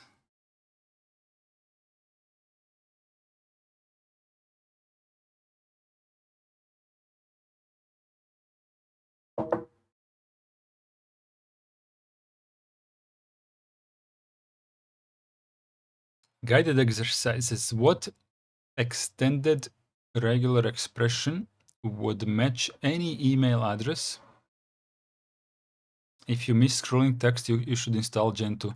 I was planning to install Gentoo, and I actually started doing it roughly a month or two ago, and I got lost immediately. I'm not gonna lie. I just got lost and didn't know where to start. I just told myself, okay, later. I'm gonna do that some other time. I used Gentoo back in the day, year 2000, year 2002 maybe. I roughly have an idea in which company I was working when I used Gentoo, because I remember working in that particular office. And I remember talking about the year 2000 bug that was popular those days. That's I'm pretty sure that's when I used Gentoo. I didn't use it for a long time, but I did use it and I did install it, and it worked nicely. I mean, the package system already, the portage already worked fine back in the day, but it was really annoying to compile everything. Like when I switched back to Debian after using Gentoo, even I had a Debian server in the office, which I hooked up with my Gentoo laptop, so it would carry most of the percentage of the compilation burden for the portage. And still, even with an external server, the installing packages was super long. And when I switched back to Debian, it was like, oh yeah, I need a htop. Apt install htop. Oh, it's already installed. I don't have to wait half an hour. Nice.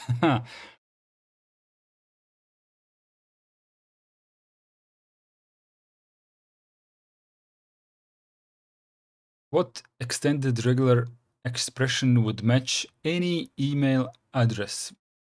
I suppose we need to match 3 times anything, and then we at least need to match these two characters. So basically, the command line is not the best place to type, but we can pretend. So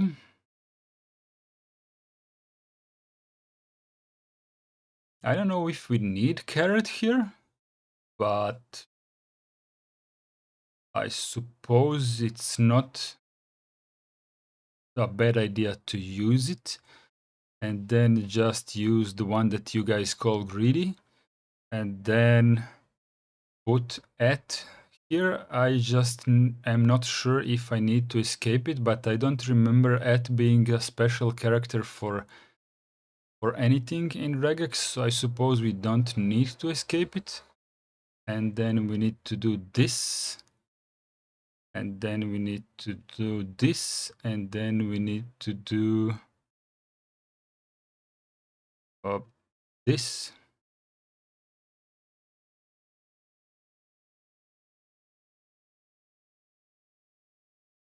We need the whole alphabet in both cases and all the numbers.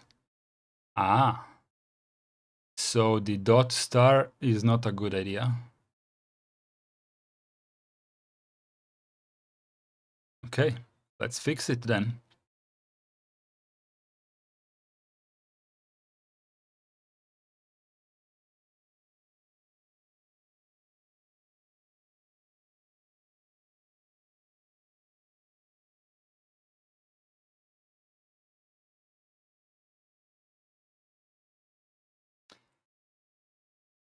This is not going to work, is it?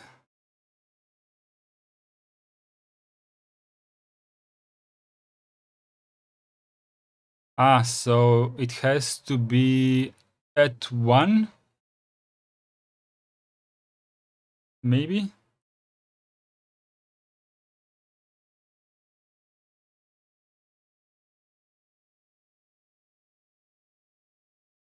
Ah, with the curly braces. It will, but there is a simpler way. Just the...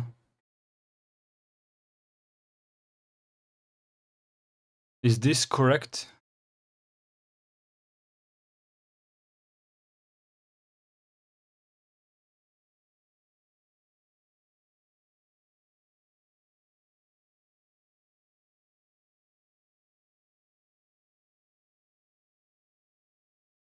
So I'm gonna finish my... it's not correct. No, no crevetu.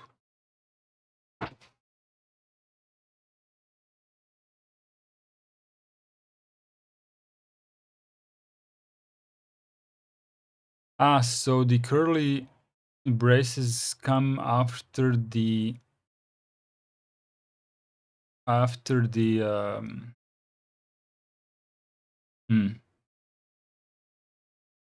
quantifiers.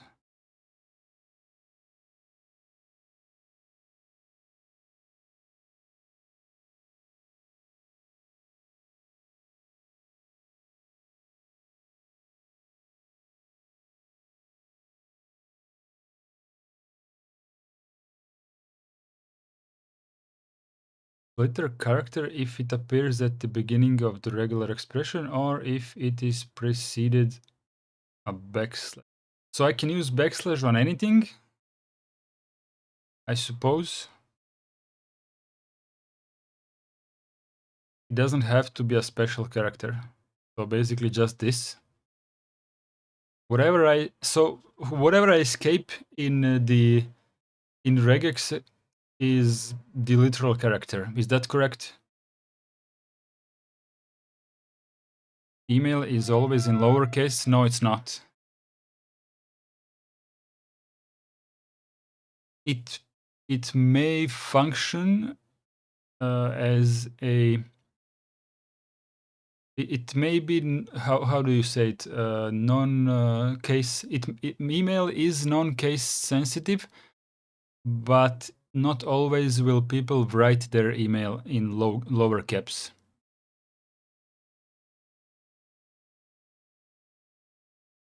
Not sure how deep we should go. I think we should go as deep as English alphabet, 27 characters of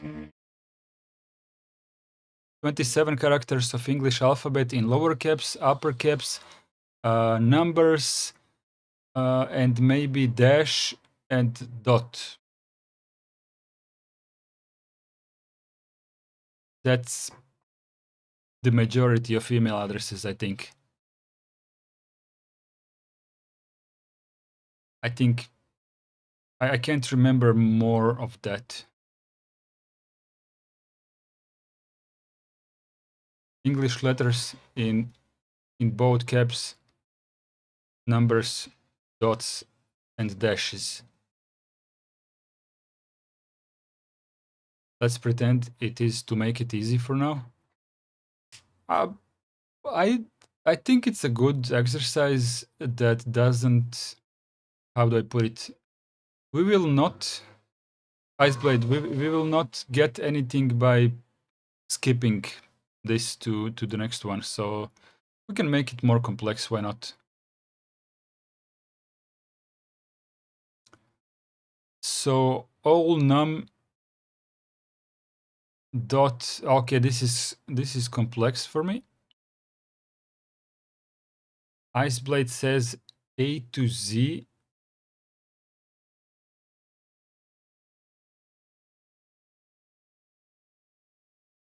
Would that work with the escapes?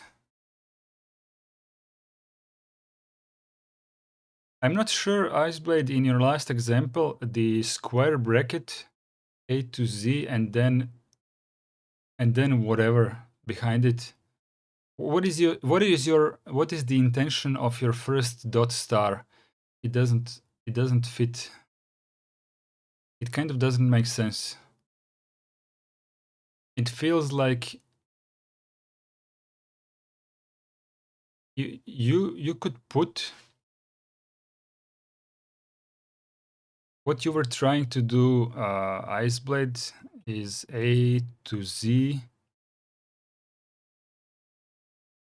No. I meant if you make A to Z, you're telling regex that you wish any lower caps character, but you can end it with how do you say any number of times? Is it just a plus? Any character, any number of times, or is it just a star? Oh, it's the plus.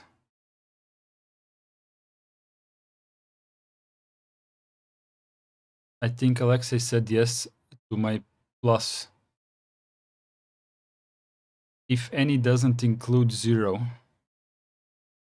So in email, it cannot be 0. Is if you're making an easy example with just the letters, but it could be 0 alphanumeric characters if we allow other characters such as numbers. Email could contain just numbers, like 666 at microsoft.com. So remove the extra dot. Yes, remove the extra dot from your example, because extra dot star means any character any amount of times.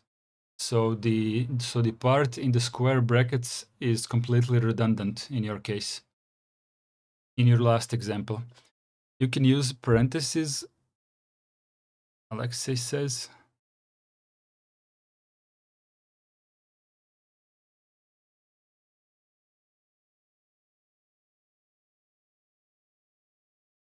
Let's try your example, Alexei, which kind of went up, but I'm not going to peek into that. Let me try.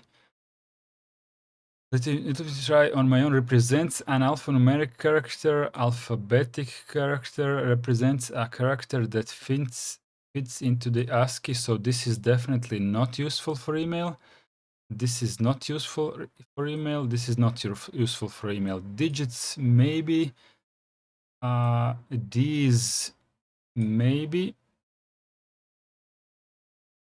Any printable character except space doesn't sound useful. Yes, that's what I was. That's what I was starting. Your last example, Alexei. That's what I started making before I deleted it and switched to Ice Blades example.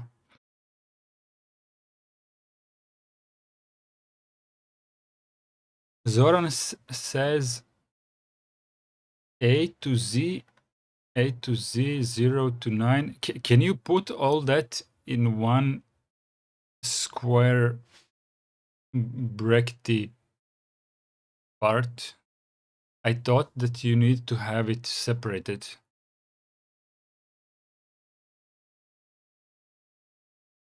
I don't. I think that Zoran's example will not work, but I do wonder if I'm wrong.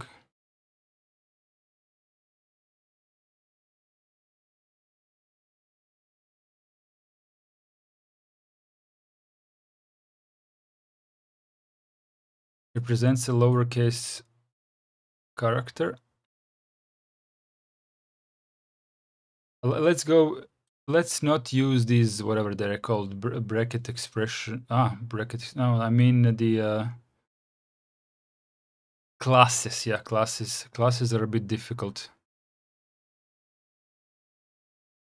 I think I would just put it as I initially wanted to make it in a. I'm guessing, and I'm lazy. Zoran. Okay.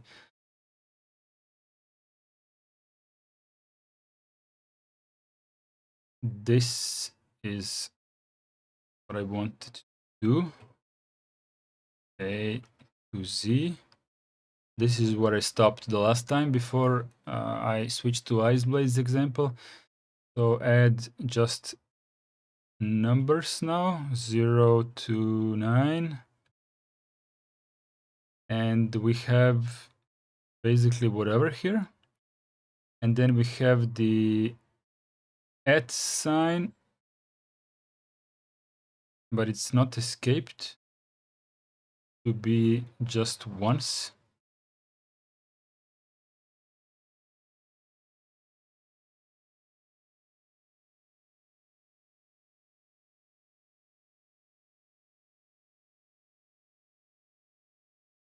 No need to escape @ dot.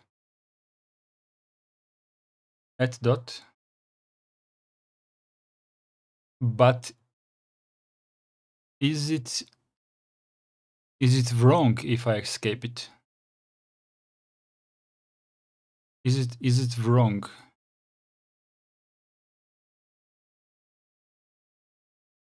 Iceblade, the answer is you're correct.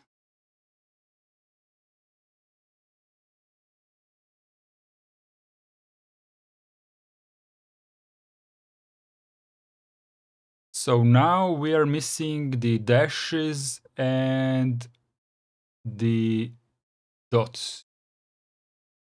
So I think I can do it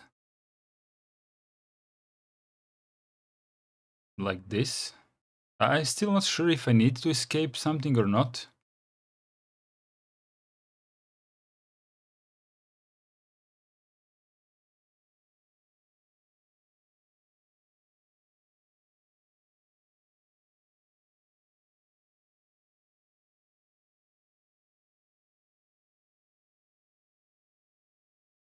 So no need to escape, I understand, but is it faulty if I escape it? That's what I'm saying. In case if I am not sure, can I just escape it to be sure that it will work as I want it? So after @ we could have multiple dots. Yeah, now I understand where Alexei meant to go when he said that the email is complex. So we could have multiple dots even after the @ sign, because the domain name doesn't have just one dot. Not necessarily, it can have multiple dots. Maybe we can pretend for a second that it only has one dot, and it could have dashes for sure. it could have dashes for sure before the dot, after the at. So in this part, I can just add the backslash minus, and then let's take all of this and ask the doctor.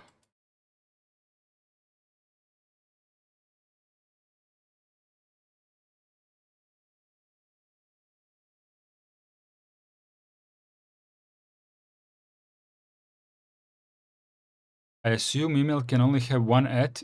That would be correct.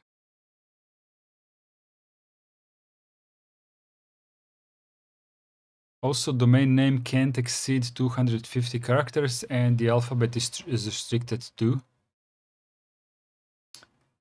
Alphabet is actually not restricted anymore.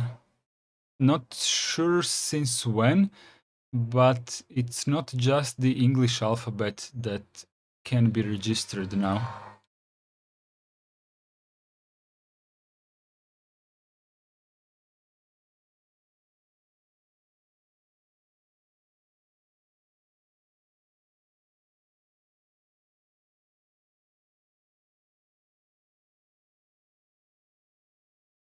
So this domain is not registered, and we could register it. Try to register it.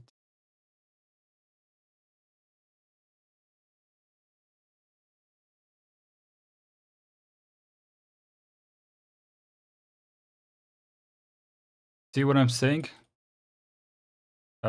This is these letters, non-English alphabet letters, are possible. Maybe some software will break if you hand them over. Yeah. Okay. But in terms of regex query, that's what I mean. In terms of regex query, you will get the actual character, not the X and dashes.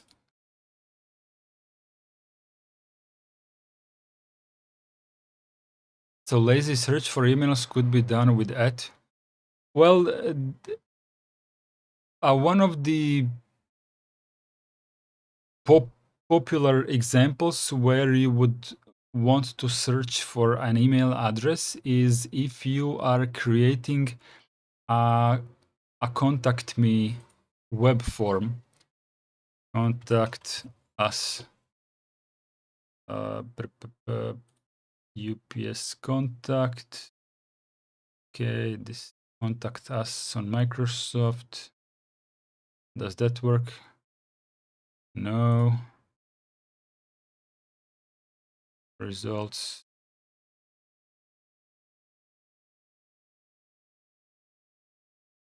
Give me an example. And anyways, you will go to a web page where you wish to send something to the owner of the website, right? Sorry about that. And you will type usually your name, your email address, or you are creating a new Infermigo on Twitch. Welcome in. So what is LPIC? Okay, I'll continue what I meant after I explain it just for a little bit. Linux Professional Institute is a organization which gives you the ability to get yourself certified for certain knowledge. One of the more practical one for Linux users or Linux administrators is the LPIC course. It is a course that you could pay whoever to teach you. I'm just doing this for free. And when you pass the whole course, you could pass this exam for them and get yourself certified, and maybe find a better job by doing knowing this and having a confirmation that you are that you have passed a certain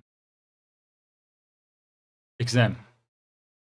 So like Red Hat's RHEL certification, but this one is more general for Linux. We have been doing this since January, and we are now at the lesson 20, roughly.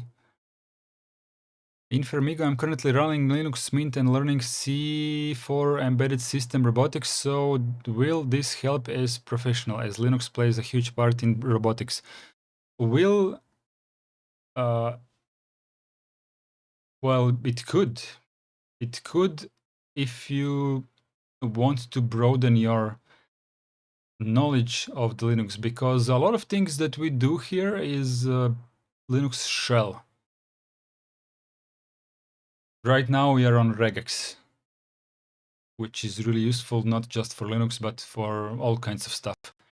Anyways, I think it could be useful for you, but in Fermigo, if you're unsure, let me plug one more time.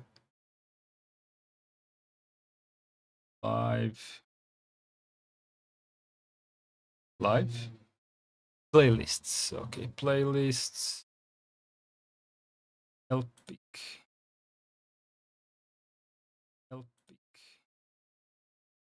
How do I link this?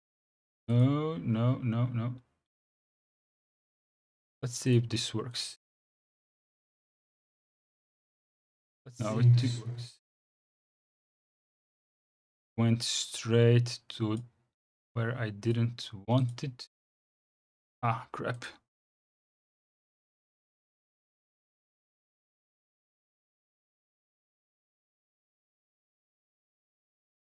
Why can't I copy paste?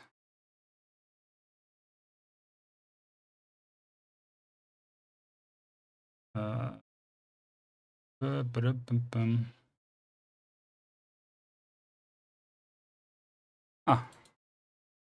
copy. Where does this lead to? Here, good. That's what I wanted to copy paste. Go back to Twitch.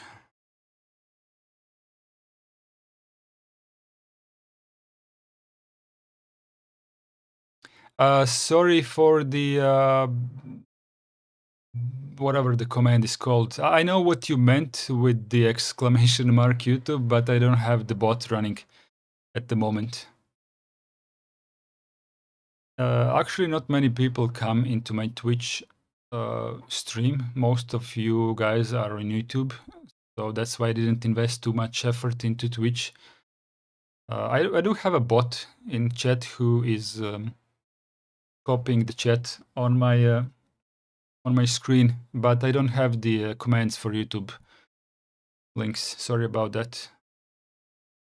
Anyways, you can watch all of the previous ones on YouTube. Let me quickly go back to where we were. Iceblood says I'm not allowed to put link in here, so no wonder did it not show up. Yeah, only moderators can do that.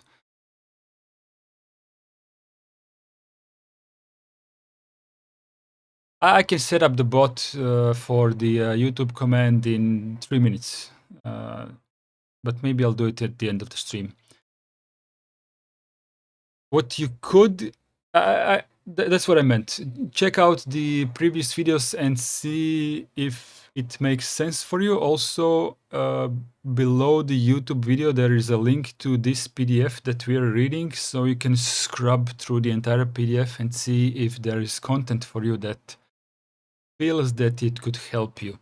Because if you're programming anything on Linux, you will most probably want to know a bit more about Linux, unless you already know.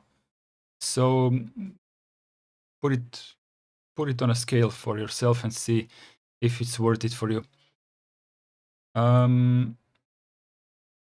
Where were we, Iceblade?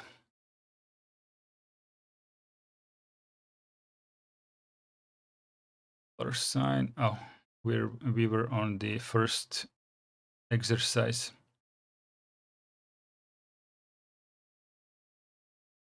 I asked the bot to explain it, yeah. I just recently got done setting up my entire i3 tiling window manager, but that's more like a Windows manager. I don't the practical side of things, but I have yet to get into the bash shell or terminal on a deeper level.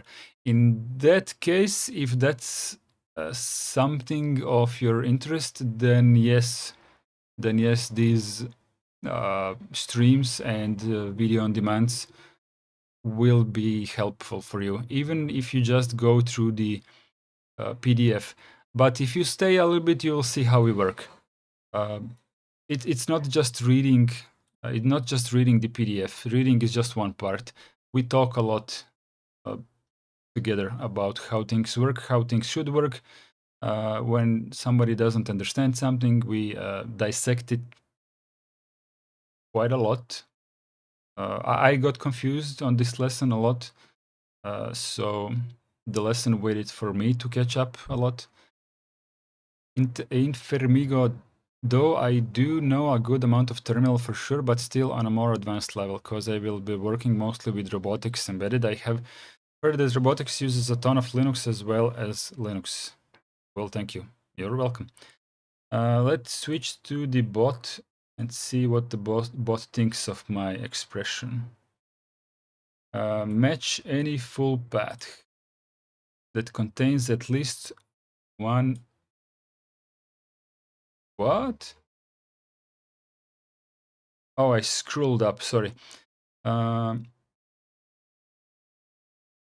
Yes, syntactically, this is a valid regular expression in most regex engines. Is intended to match email addresses, though it's quite simplistic and doesn't fully conform to the official email format defined in RFC. Okay, search for that one. Full breakdown. Anchors the match to the start of the string. A to Z escaped at symbol must be escaped in many regex engines. So if this is correct, then I'm glad I used it. If this is correct by the bot. A to Z, a literal dot separating domain and TLD. A to Z, deep dive into each part. This is the local part. Before the at, it allows lowercase letters, uppercase letters, digits, hyphens, and dots. The plus at the end means one or more of these characters. Note this allows multiple consecutive dots or hyphens, which is not valid in real world email standards. Is this true? I didn't know this, but I suppose I can read it in RFC. I didn't know that you're not allowed to put two hyphens, although I would never do it. I just didn't think about it as something illegal. Escape the @ symbol required for email address. Some engines may not need the backslash. Okay. Matches the domain name. Note this does not allow subdomains like mail, Google.com, and does not enforce domain label rules. No leading or trailing hyphens. Good. Okay. I didn't even mean that this will catch a subdomain. That's what I said, that it could have multiple dots. But yeah, okay. And I see it's a complex topic. Yeah, I was talking before the new guy in Twitch showed up. I was talking about the web form. When you make a web form where you want people to leave you a message, let's say an old school guest book, and you want to make sure the entered email is valid, or you maybe are giving people access to creating a free account on your forum, so the email address must be valid. It cannot be gibberish. In that case, the verification of the input field for the email address must check if the email address is valid. A lot of web forms on the internet are very lazy and are only searching for at least at and a dot. If you want to do it the right way, you will verify the email address to be conforming to the standard, which complicates the regex expression, but you will program it only once and then you're done properly. Summary of what it matches: user.name-123 at domain-1.com. So these are some examples that my regex can match, and it's a fairly good regex, but it does not account for invalid placements of dots or hyphens, starting, ending with them, subdomains, quoted usernames, stuff like that. Suggestions to improvement: to make it more realistic but still readable, consider this version. I think Zoran used this in the chat. Would you like a version that closely follows RFC? Yes.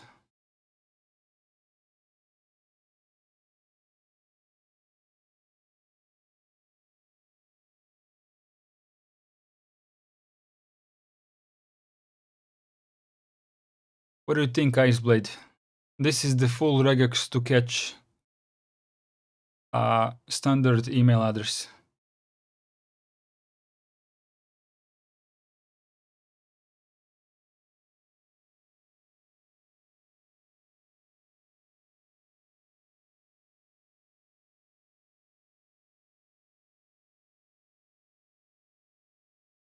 That one would take some time to read. Yeah. If you want simpler but still realistic, this one handles 95%. 8. That's what I asked Zoran. I didn't know that I can not use the rounded parentheses and the or. So you can just bundle them literally together. This I wasn't aware of. This is easier. So anything A to Z, 0 to 9, any dot, what is the dot underscore percentage? I'm not sure, but it ends with a plus, and any dash. This is what most web forms and libraries use. It's not 100% compliant, but it's practical, readable, and easy to debug. I guess debugging is the better reasoning behind making it readable for a human.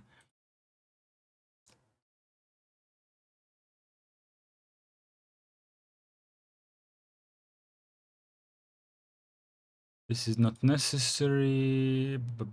RFC, internet message format. Oh, this is a long text. We're not going to read this, but let's see if we can jump to examples. Example messages. What? Not what I was expecting.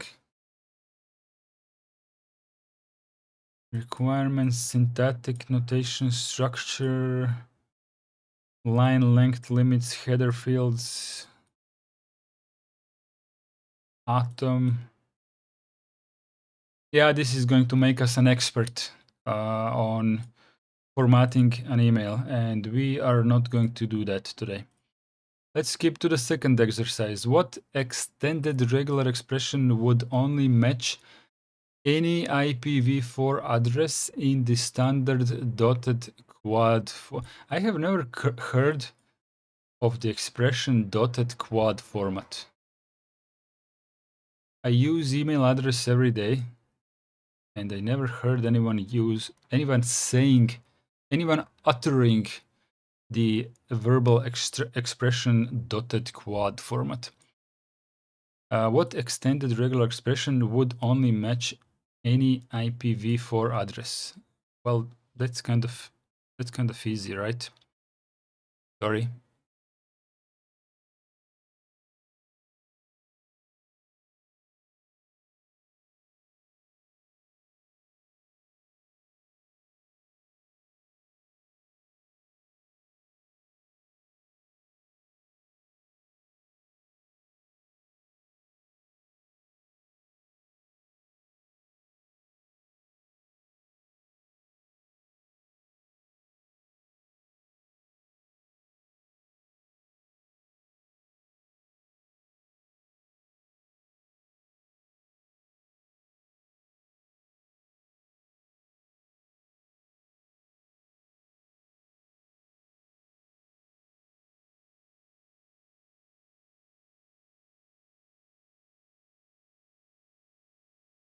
Is this it?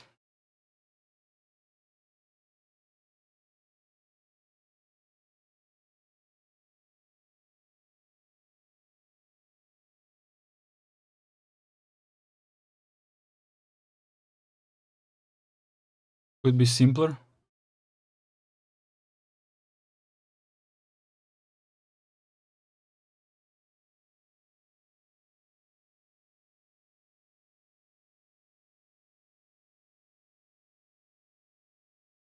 Limitations not strictly valid IPv4.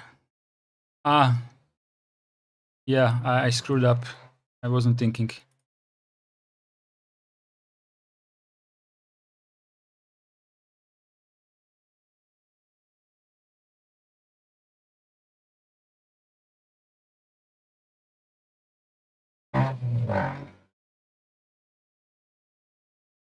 Alexei says 0 to 9 and then 1 comma 3. So, okay, and then the dot and then 0 to 9.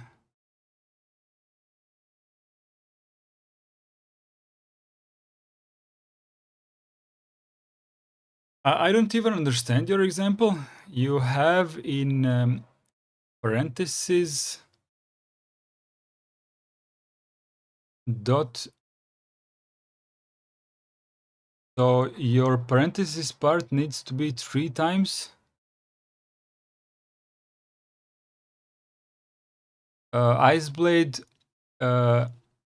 curly braces with the number 1 in there. If they come after the square brackets, then it means whatever it's in square brackets, match it only once.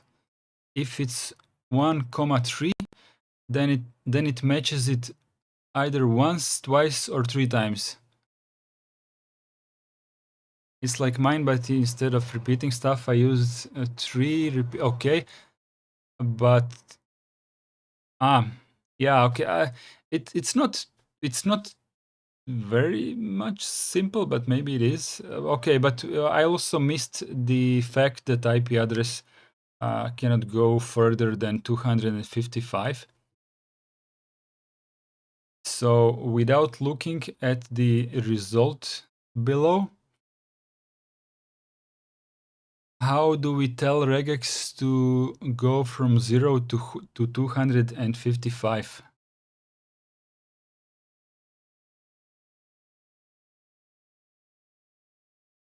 Is there a way to do 0 to 255? Absolutely. Do we know it? Do we know it? 0 to 9. So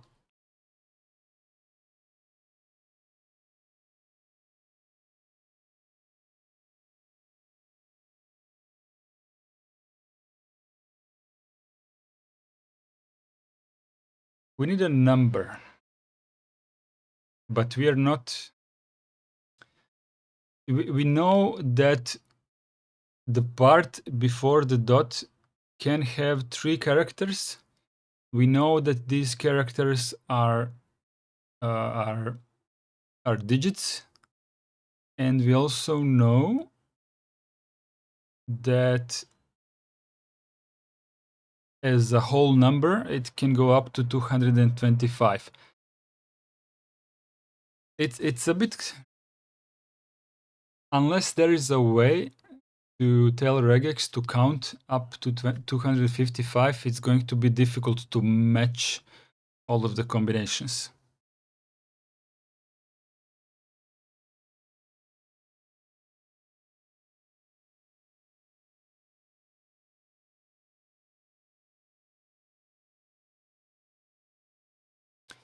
Maybe one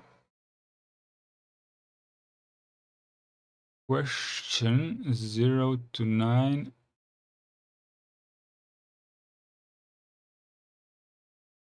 once or twice. I don't think so.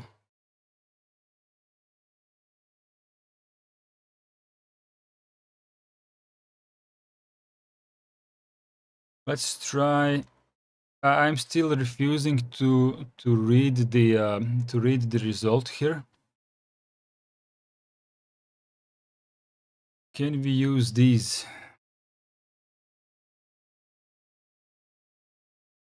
I suppose no. Digit.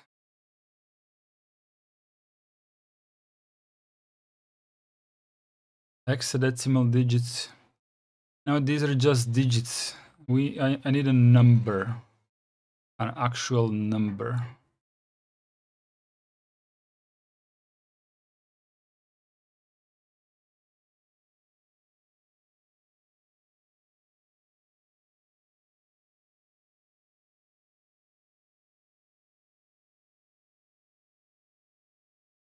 Alexei, what is one question mark?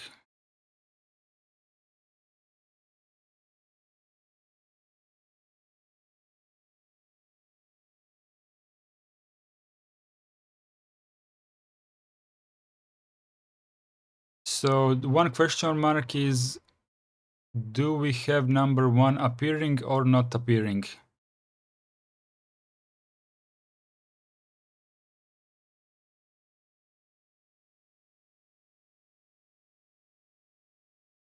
Do we have number 1 appearing or not appearing? Or do we have 0 to 9? It's a bit unreadable. Just a little bit. We can have 0 to 9 twice. It's not good what you wrote, and it's not good because email address can have just one digit. It's actually good. You said appearing or not appearing, and then another number can be appeared either once or twice. Okay, actually it's good. Actually it's good. So the first one can be 1 or anything from 0 to 9, either once or twice, or the whole thing can be number 2 or 0 to 5 2 times.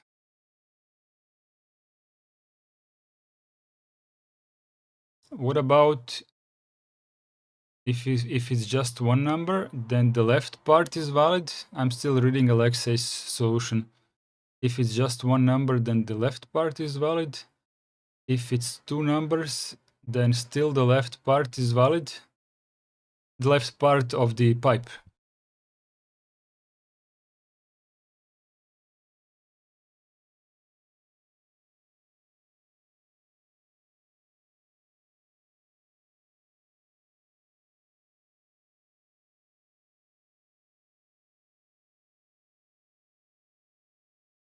After the or, why didn't you put the question mark after number 2?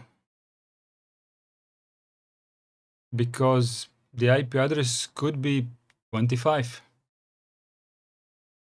How do you catch 25? Oh, with the left side. And left side still catches 25. Would it not be?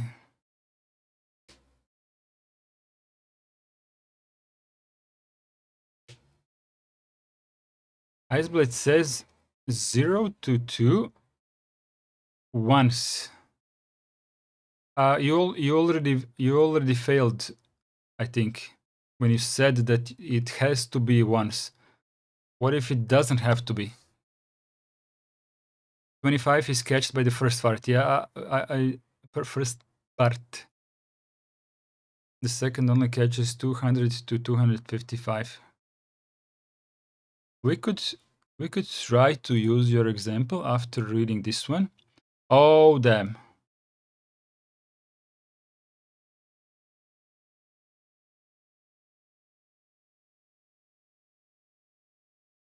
This ensures this doesn't allow leading zeros unless you want to allow them.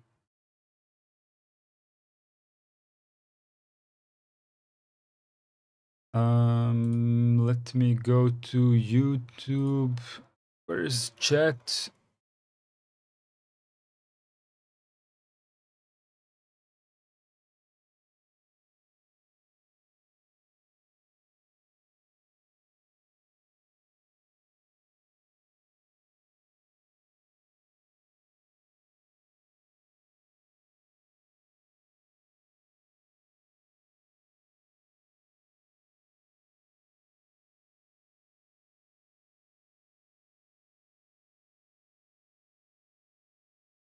And where it goes wrong?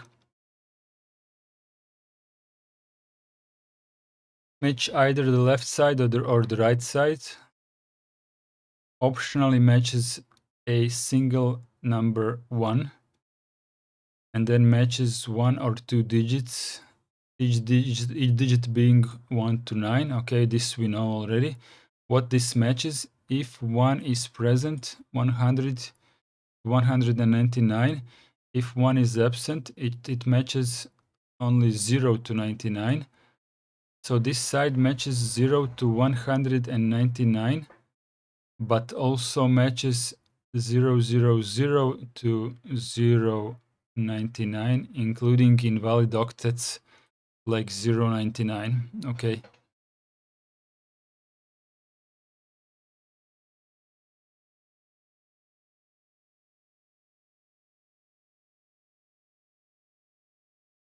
So the right side is fine.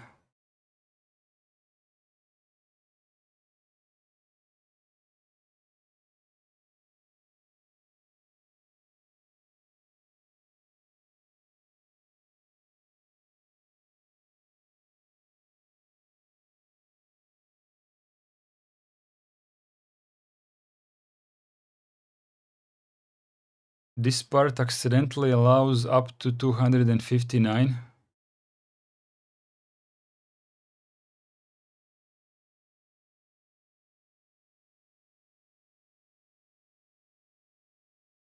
Yeah, I'm not sure. Where does he see that?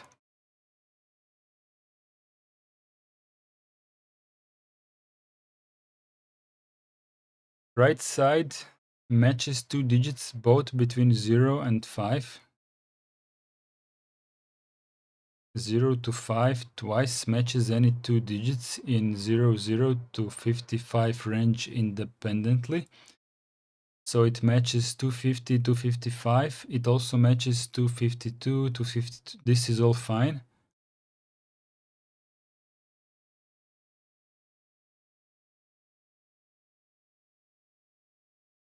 Nah. It also matches these, yes. Many of which are invalid because they are larger than 255. They are not larger. And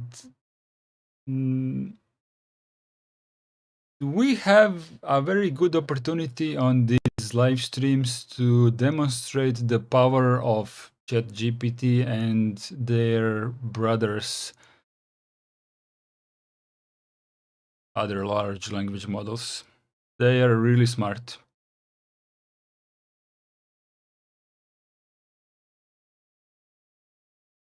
I guess the first part with zeros makes sense. That's not good. This part is confusing.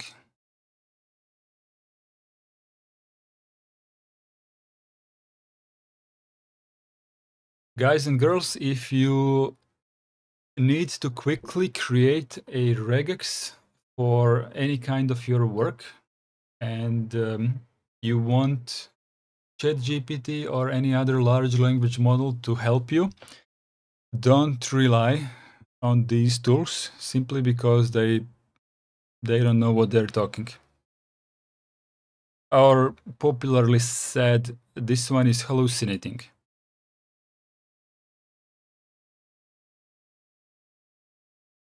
It's a useful tool for practicing, but you need to verify the result after it says whatever. You have to verify everything that it says. Correct version for matching 0 to 255. To strictly match numbers, use this pattern instead.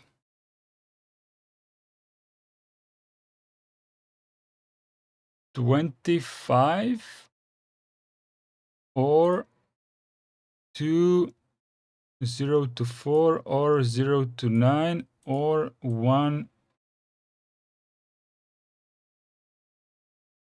0 to 9 0. Okay. Why, if this is correct, why didn't it use that one up there when it made this fucking long string? Or it did? No, this one is different.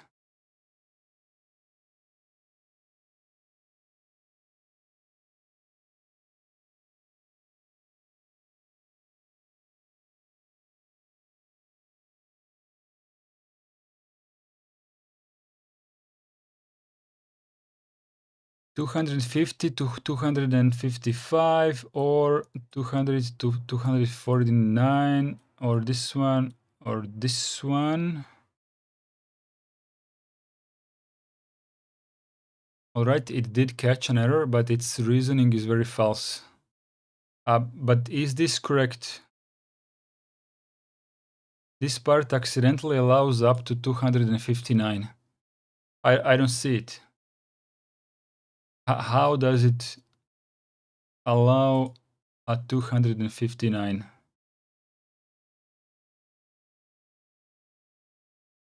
It's talking about your example. Where did it allow 259?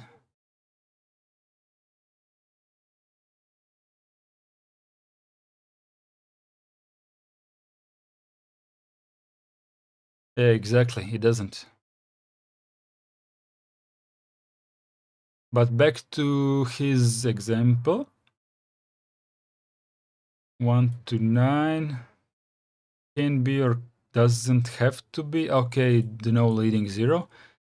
If you want to strictly reject leading zeros,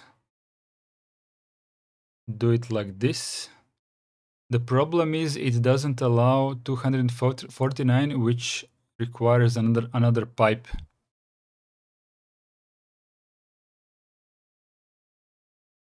Would you like me to show you to use this in a full regex that matches entire IPv4 addresses only?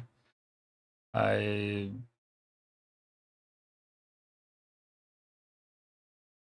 don't think so, but let's type yes and get the same example as before.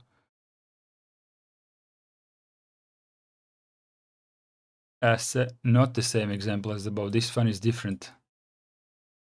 This one is different than the first one above.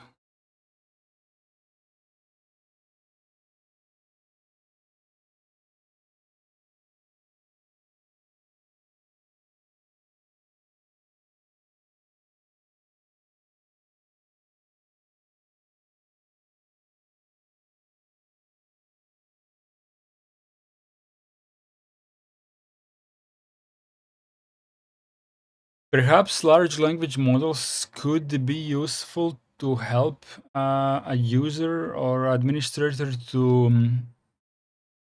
assemble the regex if you are in a time hurry, but only after you know what you're doing. So it would be your helping hand to make something, but you really need to know how to read it and verify the fact after it has been created.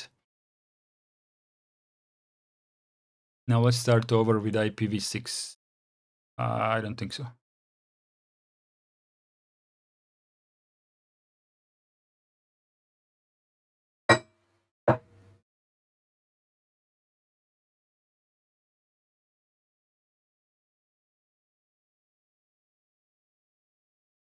How can grep command be used to list the contents of the file services, discarding all comments starting with hash?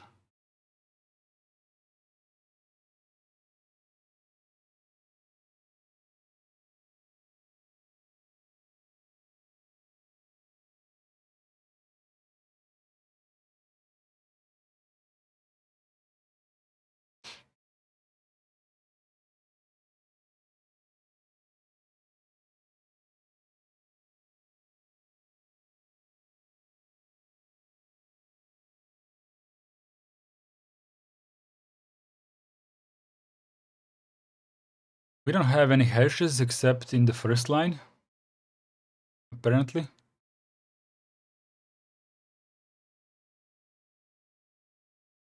How can the grep command be used to list the contents, discarding all comments starting with hash? Okay, so grep dash e hash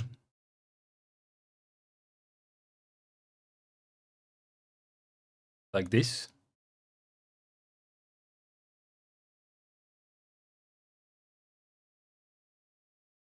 Let me try the stupid way. Added services grep dash e.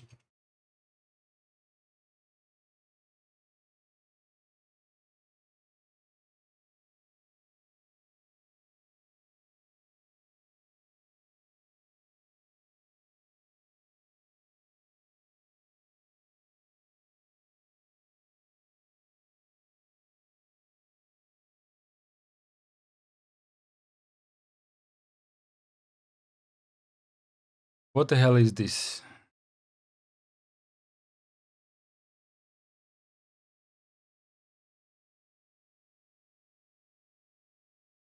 Ah, it's okay. Did I use?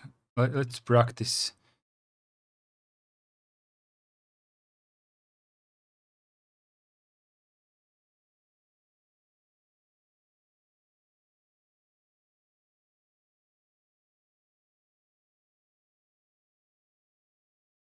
I forgot. I already forgot how the search goes. Space.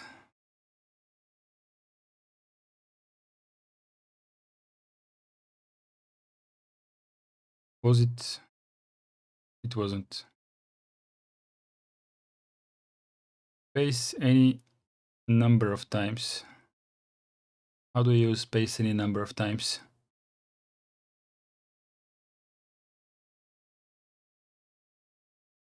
Yeah, that's not the command. I already forgot, guys.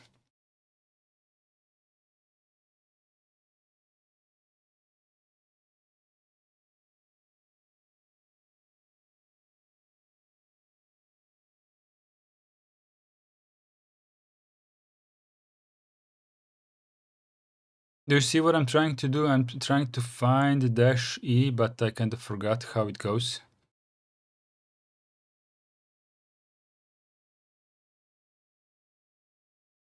Oh, this actually worked.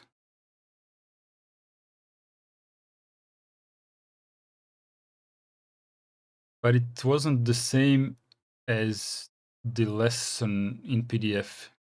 That I just forgot how we did it in the lesson.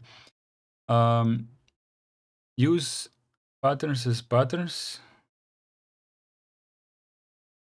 Oh, is it dash V to ungrep? Dash V is to invert match. Yeah, I wanted to invert it, but I used the wrong one.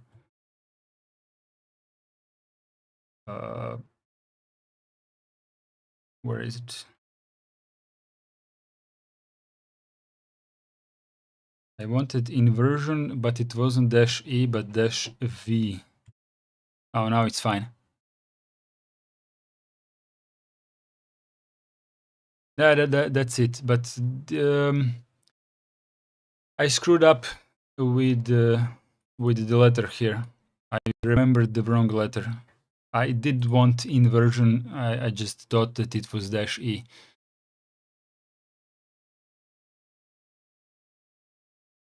That's not correct. Which one is not correct?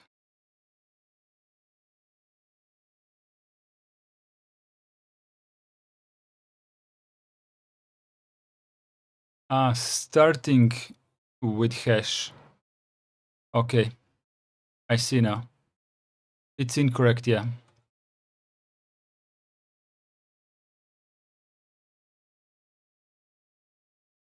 Yeah, I see now. Regex extended.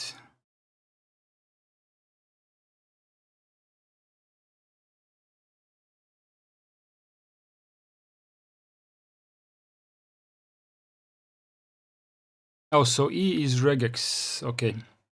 For some reason, I thought it was inversion.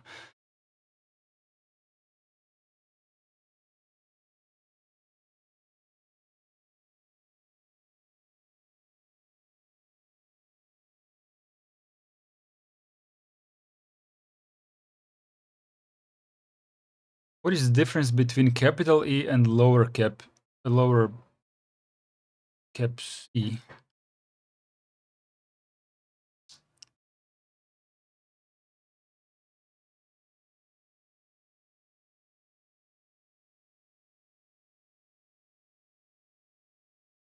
Let's try with, let's leave this.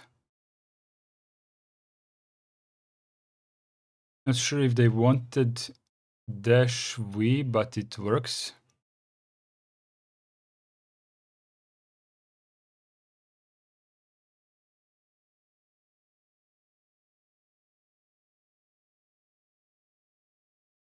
I imagine that the correct answer will be grep dash like this, and then under quotes should be a caret and hash, and then dot, and then dot and the star. Oh.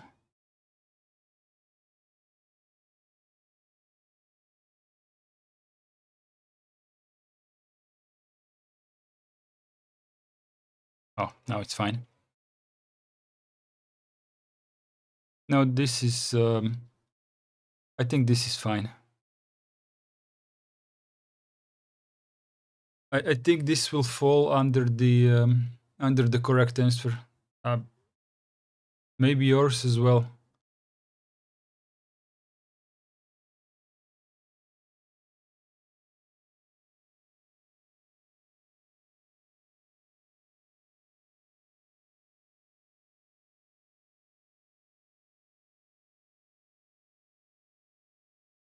Yeah, maybe your. I mean, the inverted grep is not incorrect. They did say that you have to use the grep command. So I definitely did use the grep command. So it could be that your answer is more correct than mine. We'll see.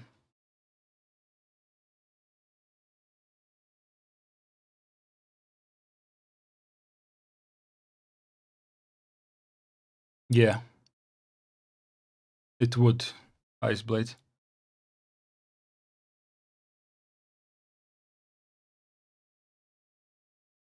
The file contains the file domains dot text contains a list of domain names, one per line. How would the egrep command be used to list only org and com domains?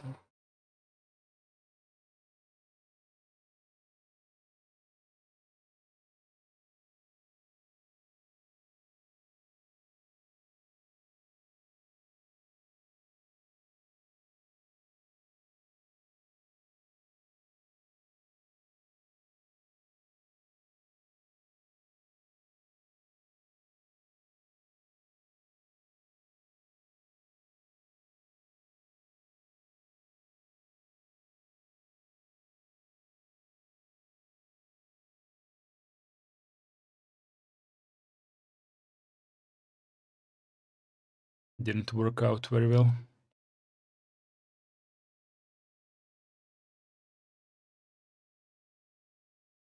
Would be probably a faster way to fix this.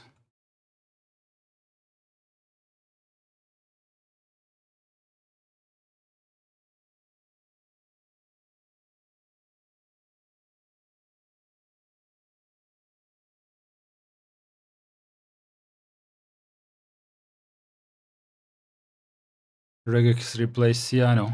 I know. I know there is a more professional way to do that.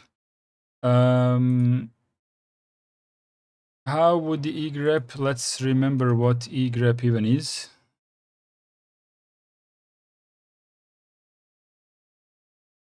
Egrep is no longer in use. Using grep-e.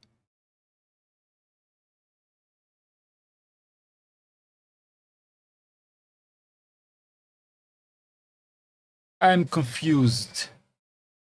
Since when is this correct, and why is this document from 2025?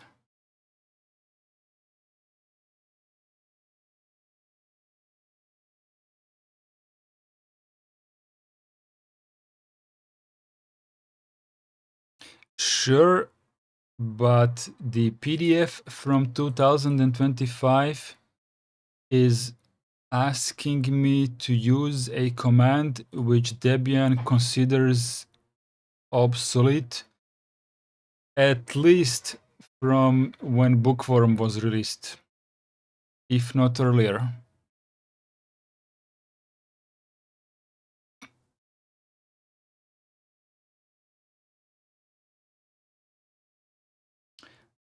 Okay, let's list only org and com domains with grep. It was talking about Debian 9 before. Grep dash. I mean, they are doing. Apparently, they are doing regular revisions. Otherwise, there wouldn't be a date in here saying 2025.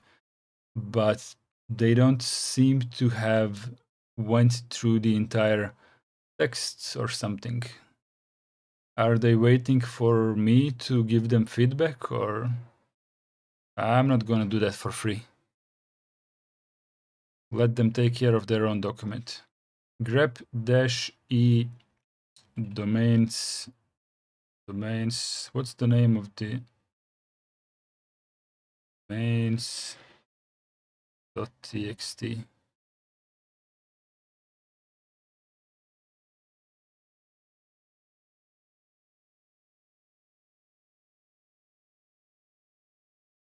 We are on my computer for some reason.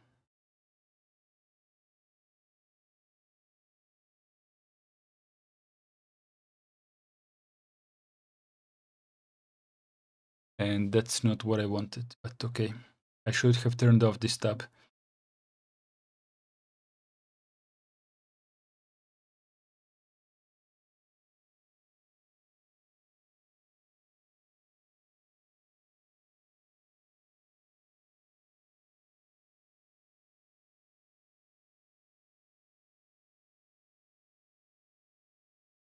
So it will have to end with a dollar. My secret keys. I can't.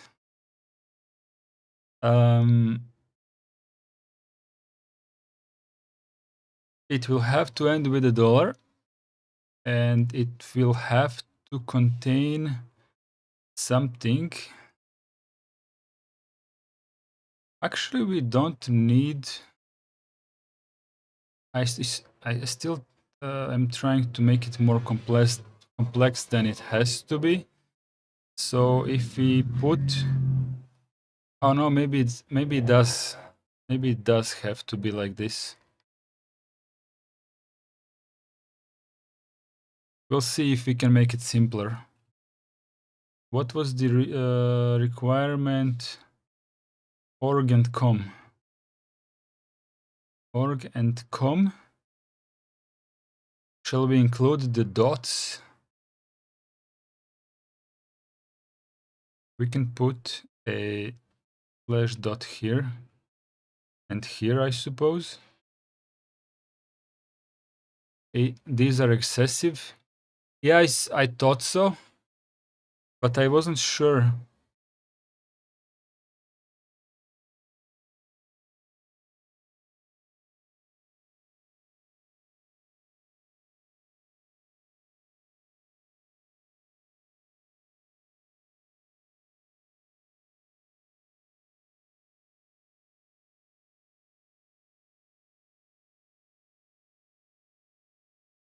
So it doesn't work. Oh, yeah, I see now. I see the result. Org means any character of O, R, and G.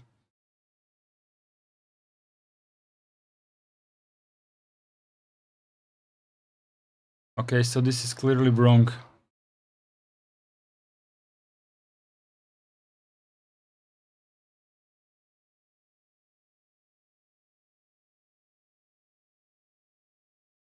Let's wipe it with the ground. So if we say org, this works. If we say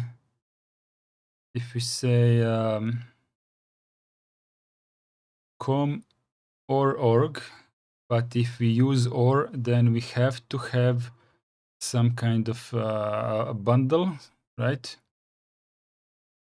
It still works. Still works. And we probably should use the dot. So backslash dot, is it? Yeah, it is. I like how it paints the result. Forgot how to add literal string. Oh, thanks, Alexei. Iceblade, that looks simple and neat. Do you mean coloring? I wouldn't. Maybe simple. Yeah, I neat definitely. Helpful, most probably, because it shows you what you are catching. Same thing we can do with the previous one. That one, with the previous one, but we'd used inversion. So if we remove the inversion, now we're catching only the line that starts with hash.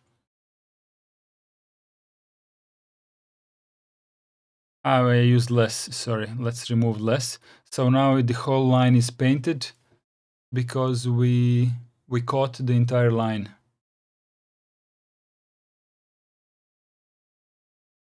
But we now, okay, now I see that my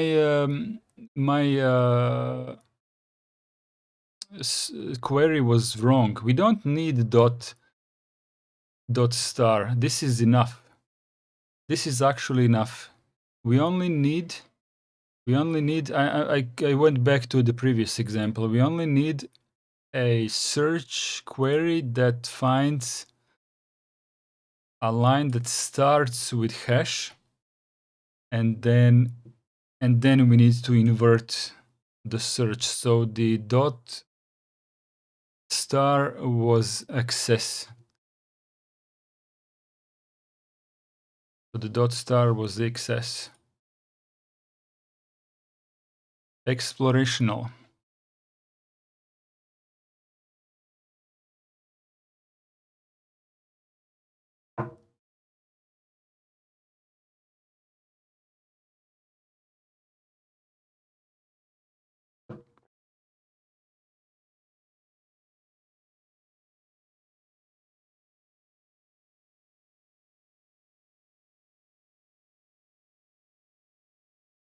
From the current directory, how would the find command use an extended regular expression to search for all files not containing a standard file suffix?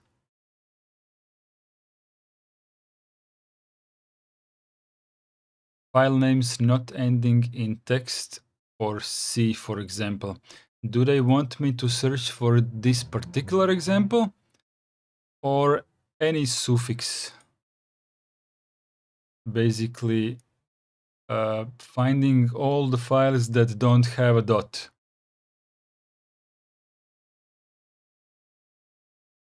I think they want us to find any file that does not have a dot followed by 3 characters.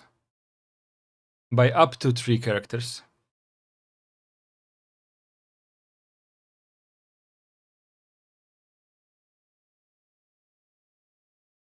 That was here.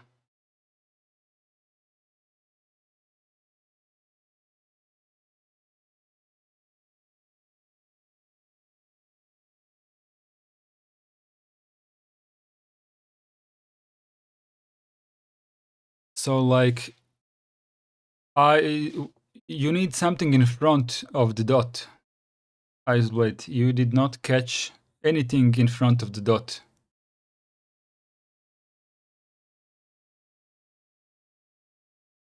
You need to catch, let's say, everything.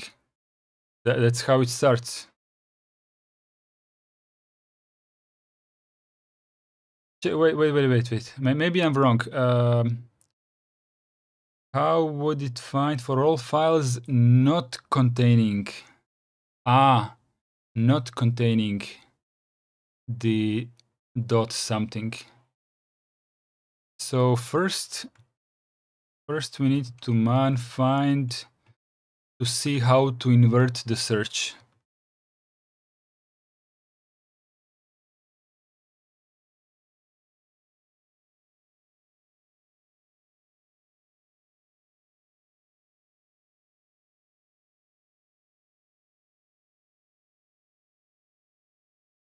Dash not. Really? Same as expression, but not.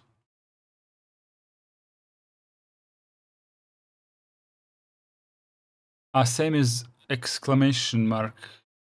Okay, let's try it this way. So find in the current directory, okay, regex anything, and then a literal dot, and then we have something that's going to be complex again in my mind, or maybe not.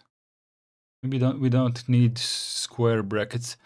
Maybe we should just go with 0 to 9, or A to Z, or A to Z, and then do this like once, twice, or 3 times. Is that fine? This is without inversion because I want to see the result, and it found nothing because we don't have anything.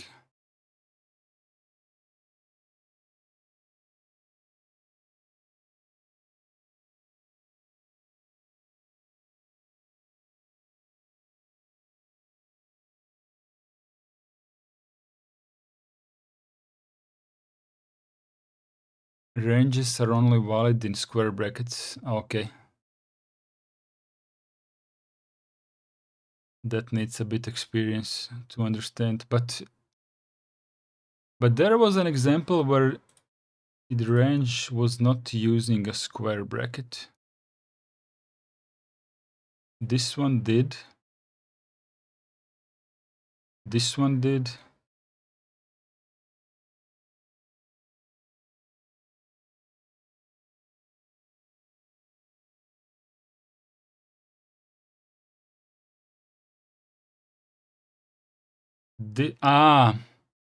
Okay, so it has to be a square bracket, but you can do multiple ranges in there. That's what got me confused.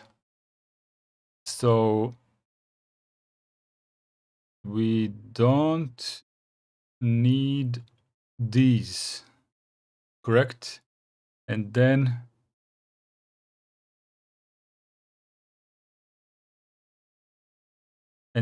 oops, I pressed something. We don't need any of these.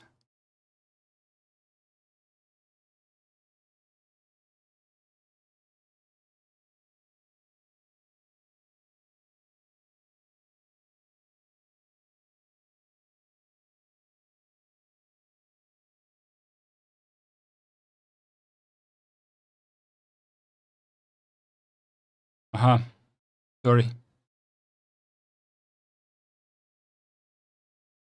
But we need these. Nope. Okay, now I lost it. Why can't I use it? So this one used square brackets like I did here. Why doesn't this one work? Because the curly braces cannot be matched with the square ones. Oh, they can. They actually can.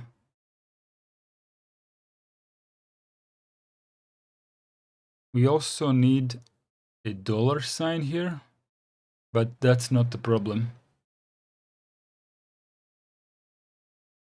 So why is this not working?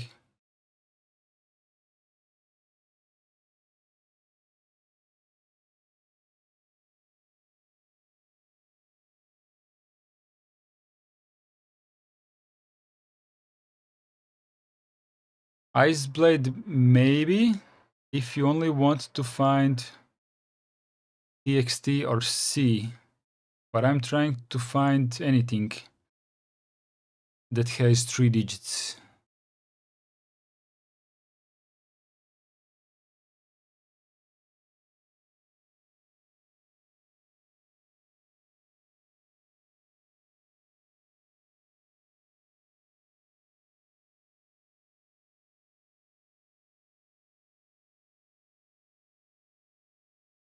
Oh, sorry, I'm reading the wrong document. The regex itself is good.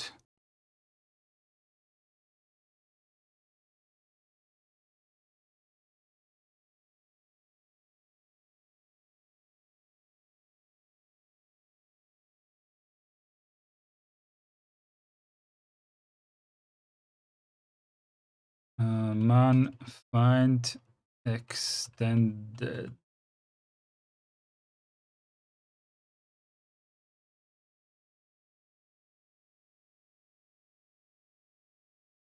See the fonts example? Fonts example was regex type POSIX extended, and then iregex.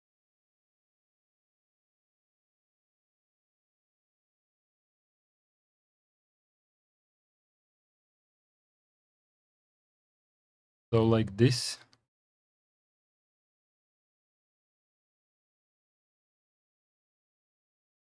Okay, that worked.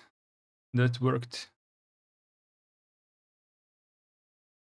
So now we need to find not add the dash not which goes, I think, here.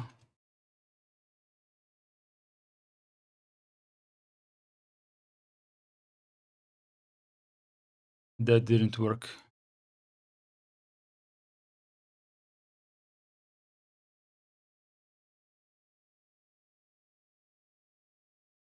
Why did this one not work? It should find at least this file here.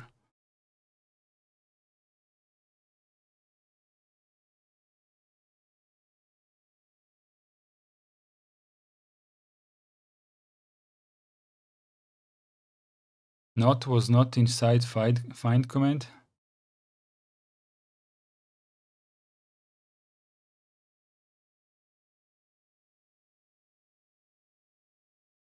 How is it not inside the find command?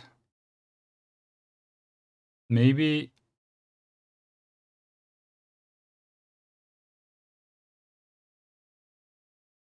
not iregex.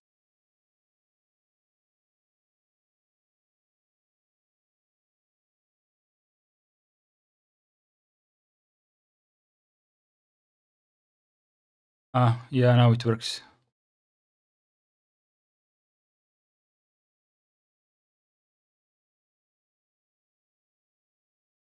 So it's important to put it on the correct spot.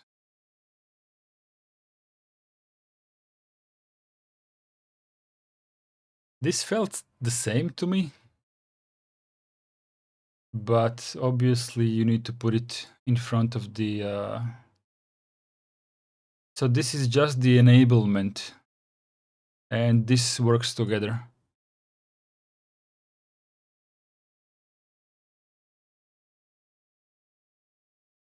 No, Iceblade, I already had dash not open in the manual like half an hour ago. Man, mind, not. So not is the same as exclamation mark expression, but not post exclamation. Exclamation mark is usually in programming languages when you tell the code that you want something not to be or inverted.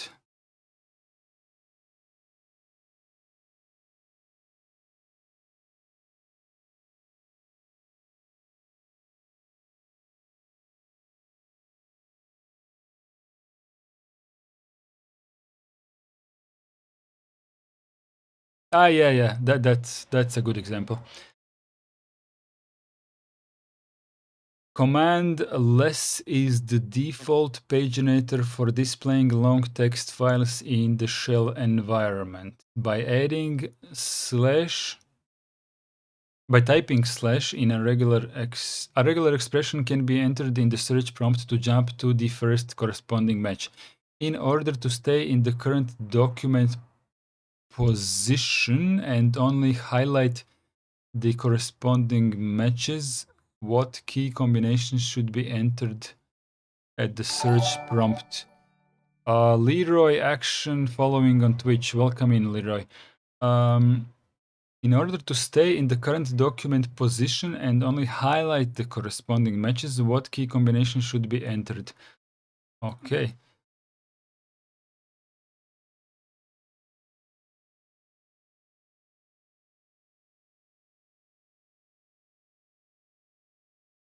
Highlight any text which matches the pattern on the current screen, but don't move. So basically it's K.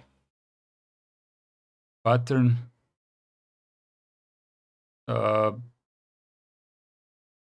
Caret K.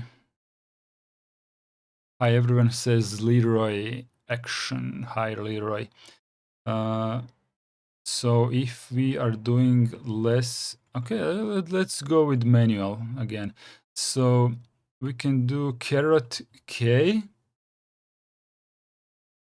or less, and then do the this. Will this catch? Shouldn't be any spaces, I think. Pattern not found. Okay, that went wrong. What about... I watch your YouTube videos. Thank you. What brought you to Twitch?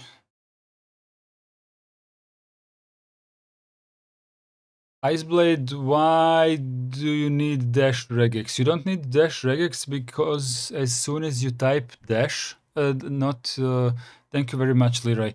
As soon as you type slash in the less, we are now in less program, right? As soon as you type slash, you are already in the regex expression. So for example, if you want to find less, it's already finding less, but you don't want to move. If you type, let's say name, it will find name, but it will already move to the name, and we want not to move to the name. So if you type like k name, that wasn't found.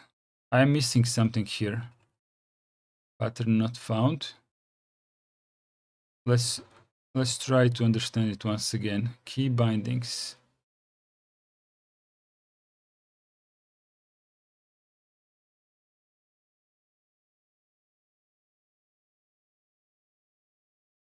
Maybe I misunderstood something.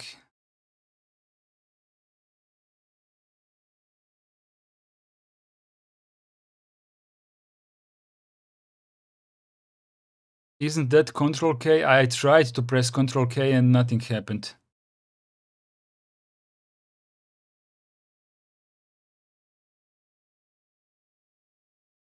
I tried.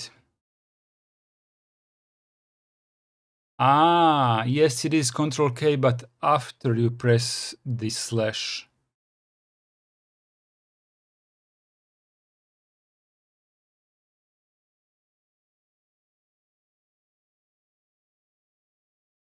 Okay, I apologize. I tried to press Control K before pressing slash, but yeah, you have to enter the regex search by pressing slash first, the slash key, and then Control K. Was the question no a less command with the stuff? Again with a random question that I cannot decipher. I have no clue what you typed, Iceblade, but here is the question, so you can answer to yourself.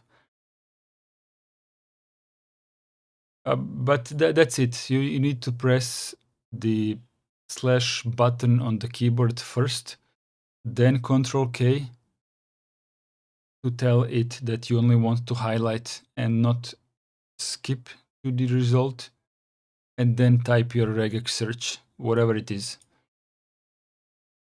Unless, how would it be possible to filter the output so only lines with match which match a regular expression get displayed?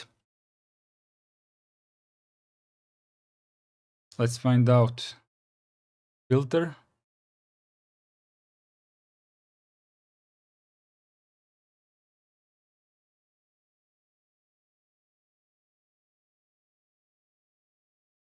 Display. Yeah, okay, I already found it, but thank you, Alexei. Display only lines which match the pattern. So slash and name, or slash and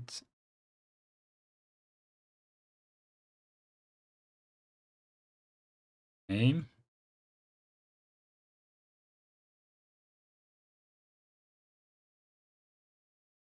Yeah. So yeah, you just need to press end immediately. So we are now in less. I am going to press Shift 7 to get the end character first, without pressing the slash. So just end, and it automatically enters the regex expression. And now I can type hell, and we're there.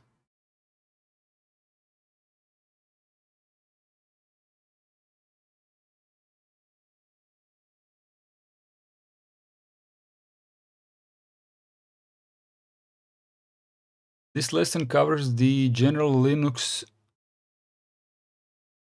hint. Question mark is search backwards. Okay. That step I did not understand from question, Iceblade says. Unless, how would it be possible to filter the output of your search query so only the lines which contain your result are displayed and everything else is hidden? So in normal cases, you press the slash command, right? We are now in slash like search. Use domains.txt for better understanding. Okay. Is this here? No, it's here. Less domains.txt. Okay, so we're now using less application, less program to display the contents of the domains.txt file. So usually when you just search, let me add a couple more. Sorry, this is important.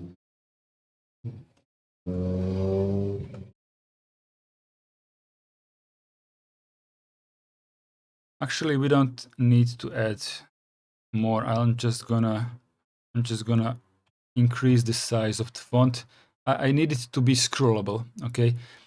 So for example, when you want to search for zap-io, you press the slash button on the keyboard and you search for zap-io. It will find zap-io and it will immediately skip to zap-io. Now let's go. Now let's do it from scratch. This time I'm going to search for this one. I'm going back to the beginning of the file, so I don't see what I'm searching for, and I'm going to do the where was it? Basically, we want to only highlight. Where am I? I'm going to press the Shift 7 to get the end character, which is now searching for something, sunrisevault.ko, but it will not jump to that immediately. It will only highlight the result. Okay, let's press enter now. No, sorry, that was the last one. How did we do it? Oh, the highlight was K. Sorry. Sorry, I screwed up completely. But I think the Iceblade understands the last one now. How would it be possible to filter the output so only lines with match a regular expression get displayed? Okay, so you press the end character to start the filtering, and now you will search for everything that starts with /.com.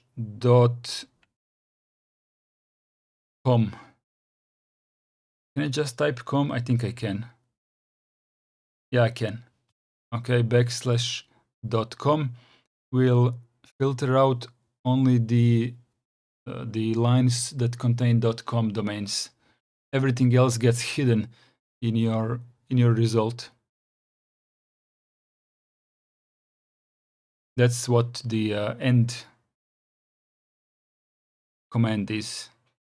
You literally start the search with the character end instead of the character slash.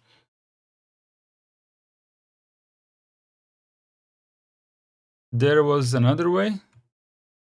if you start the search with slash and then type Control K, this is going to highlight only. So now we can do the \.com, and now we only get the highlight without jumping to the first result.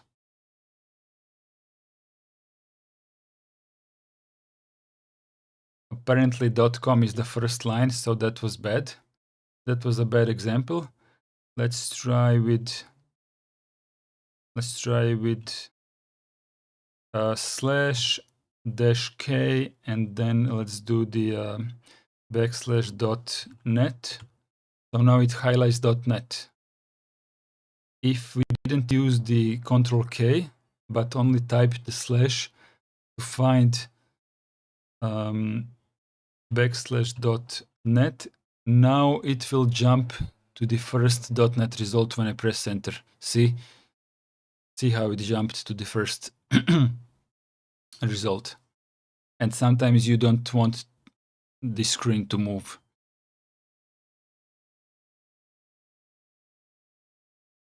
But yeah, the last one is search with the end key to filter the results, literally filter them up. Let's see the results. The lesson covers general Linux support for regular expressions, while they use standard whose pattern matching capabilities are supported by most text-related programs. The lesson goes through the following steps: what a regular expression is, the main components of a regular expression, the differences between regular and extended regular expressions, how to perform simple text and file searches using regular expressions. Answers. What extended regular expression would match any email address? Oh, wow.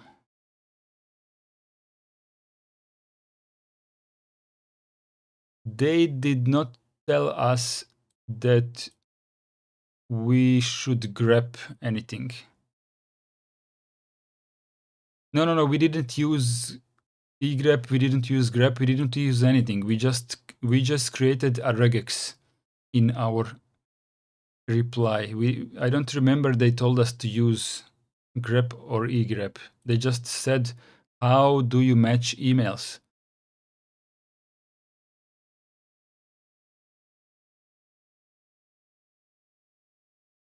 Yeah. So their solution is, it's funny because we made a whole lot more effort into this. But the funny part is that I literally noticed on many web forms, this kind of expression is the most common one. Whenever I go to some kind of a download page and it forces me to enter my email address in order to access the download, I just type whatever at whatever.com, x at x.com, and it says, fine, you're good to go.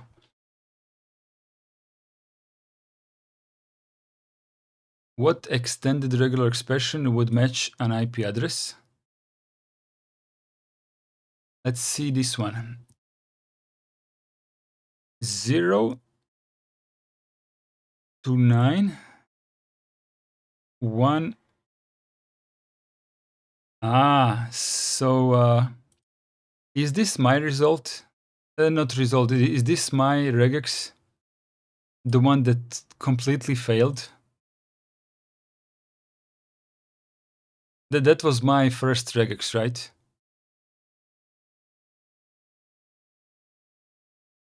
Yeah, that's my regex. The one that was completely wrong.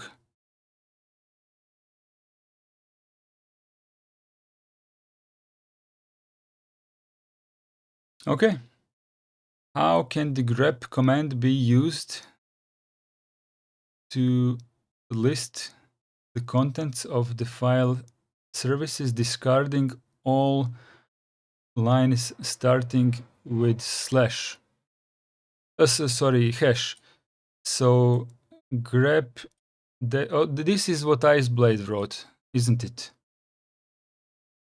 This is literally what Iceblade wrote in chat. I made it more complex.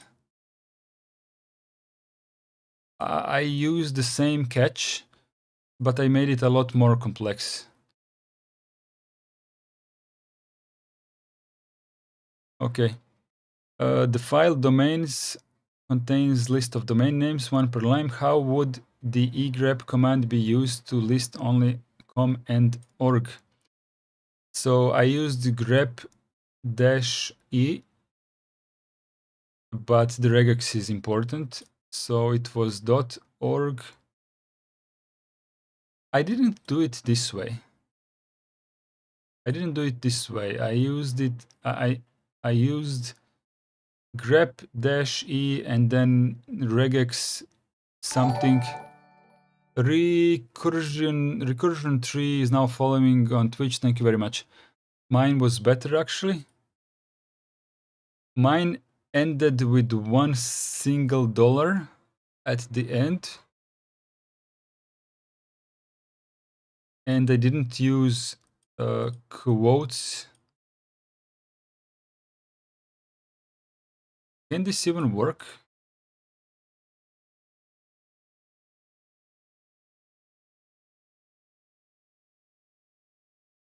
Ah, this actually works.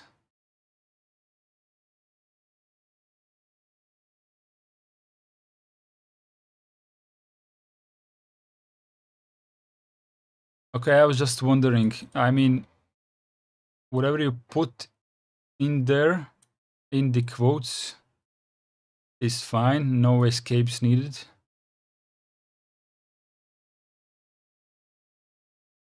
From the current directory, how would the find command use an extended regular expression to search for all the files not containing the standard file suffix? So it was find in the current directory. The type needs to be a file. Okay, I forgot this one. I forgot the type F, but okay, the emphasis is on regex.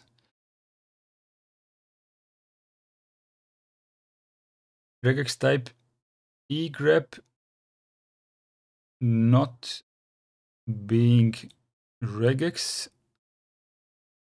It has to start with dot. With it's anything that starts with anything dot.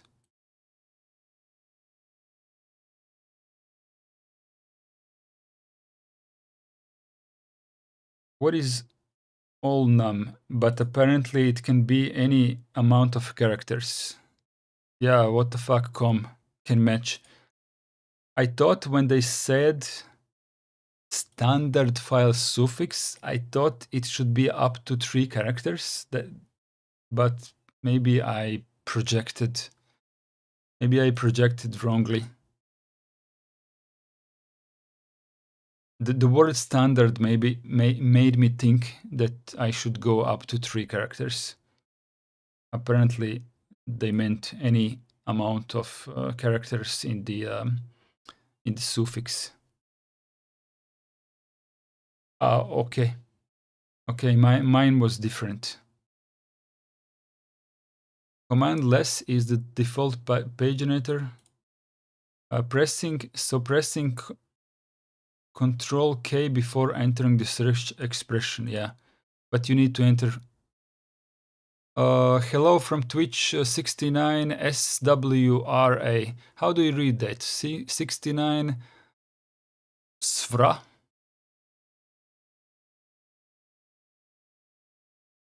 Apologies if I read that wrongly, but I would just read it as Svra.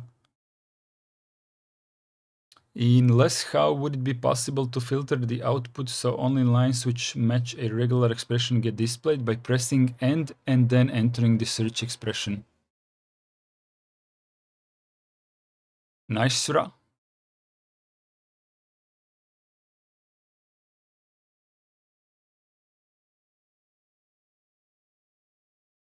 We are not doing the lesson 2 today, but we can peek into streaming data, the pattern finder.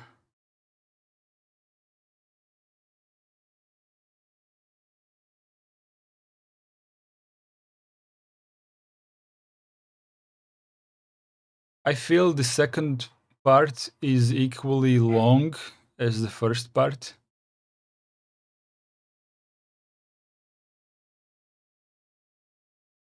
If, yeah, actually this one could be even longer. One big ass part 2.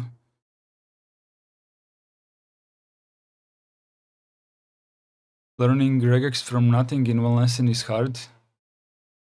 I think we did good, Iceblade. I think we did good. I have always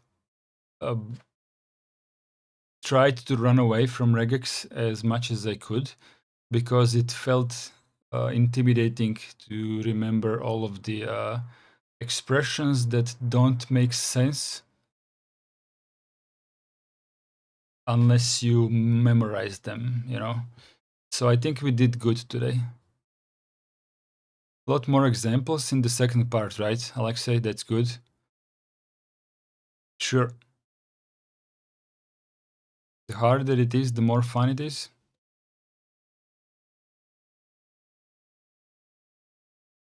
What is my Twitch bot? I keep forgetting which bot am I using. It's Streamlabs.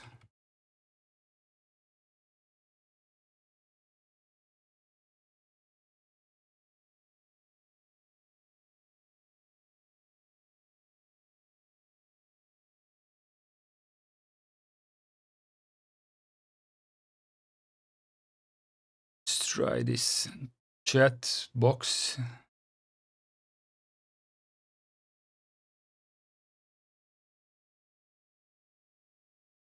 Alert box. I need commands. Someone on Twitch today tried to use the exclamation YouTube to get my YouTube URL.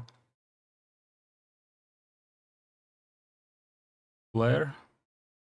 Back to dashboard. Chat box. Cloudbot. Let's go to Cloudbot. Commands. Socials.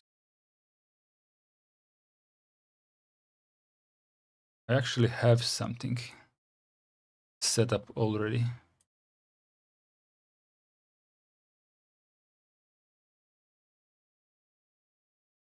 Does this work?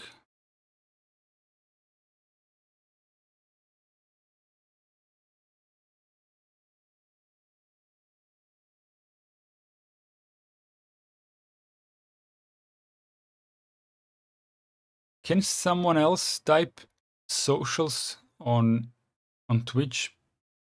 Although I should be able to type that as well. I think you need to set a link for that command. It's already there. It's already there. I'm just not sure if I'm really using Streamlabs. Let me check. Yeah, I'm using Streamlabs. Streamlabs bot. So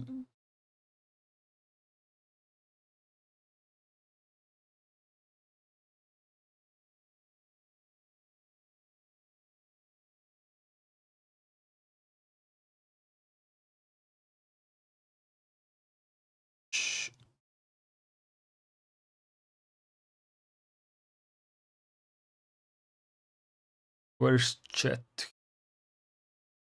Here? Nope. Sorry. Where is chat here?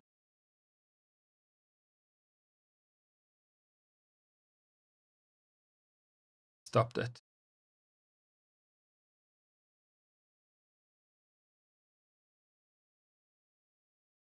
Where's chat? Should be on the right side. Maybe the screen is too small.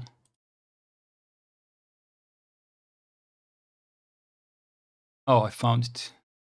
Sorry. Yeah, the screen is too small.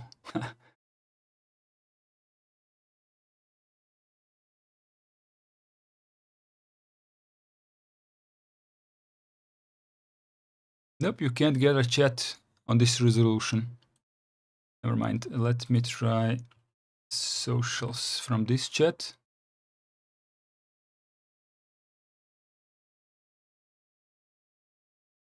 Not reacting.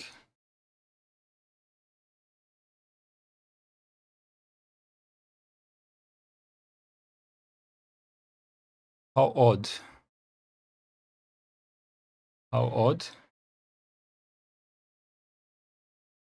Let me edit one of these.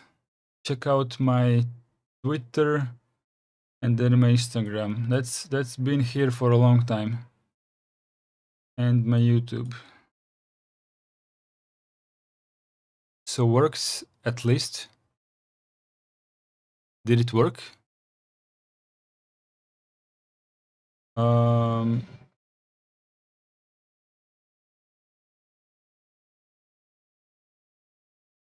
Did it really work?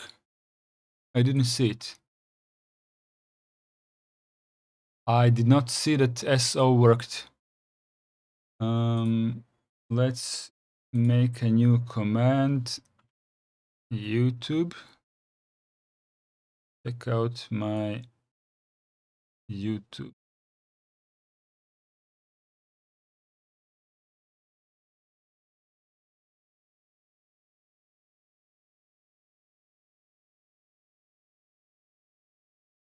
Reply. Okay. Reply in chat. Permission everyone.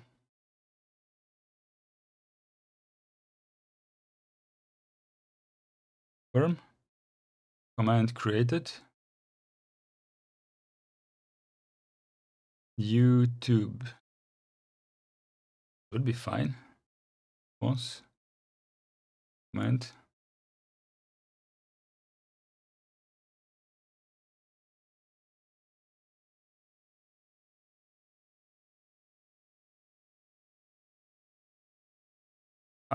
Maybe I forgot to turn on something.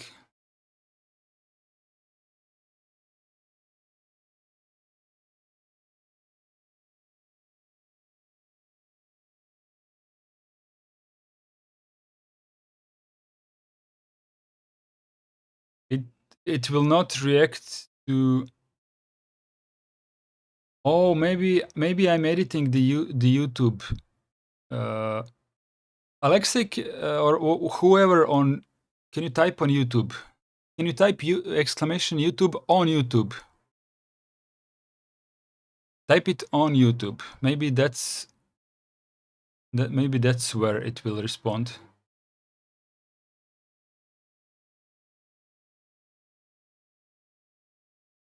Read my comment above. Sorry. See, activate CloudBot above. It's disabled. Inactive.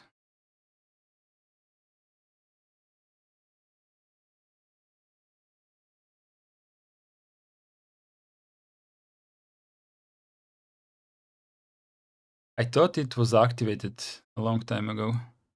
And now it will start spamming. I remember now why I deactivated it. Now it will start spamming. Because I have programmed it to spam. Yeah, now it works. Thank you very much, Alexei, for showing me the blind man's work. Do you know you can give your CloudBot a custom name with Ultra? That's probably a subscription, so whatever.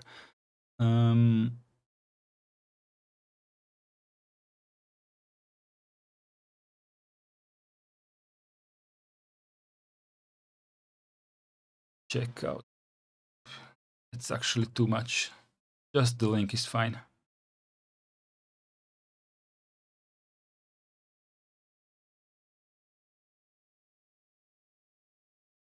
Yeah, that's fine. Just the link. No need to talk.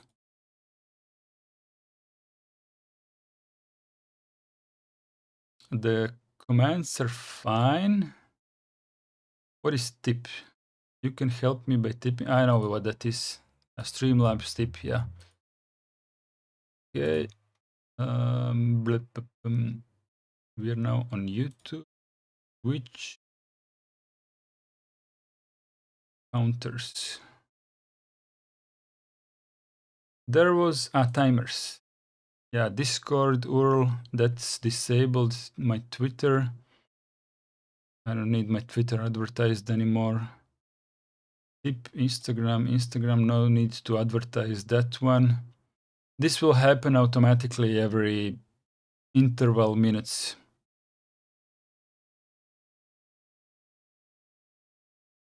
I guess I can disable the tip now as well and configure it better sometime after the stream. Okay, at least the commands now work.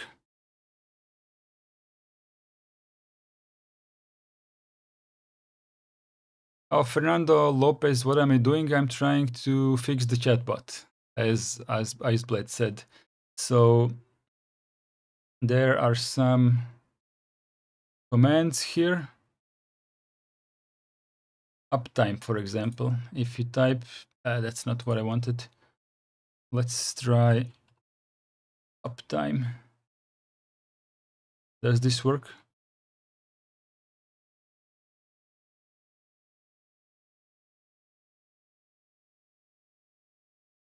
Crazy good, crazy good.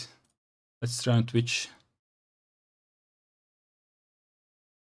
How this one works. Why doesn't it work on YouTube? YouTube uptime should work. Yeah, that's the. I don't see a realistic reason why this one should not work, but okay. Light user channel points. Yeah, I okay. I used to stream a lot of video games on Twitch. I had a light in my room that can change colors, and I hooked it up with Twitch points, where you could use your Twitch points to click on the light color, and the light in my room would change the color to the light which you would pick in chat. All that. I don't even have the hardware anymore. So that was kind of funny. Let's not use that one anymore.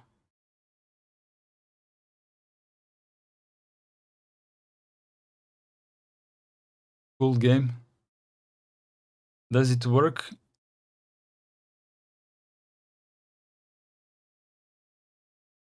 Game. Does it work on Twitch?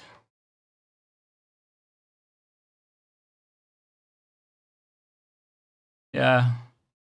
I guess it's more for Twitch. Although it should work on YouTube as well. Socials. Wait, this is for YouTube.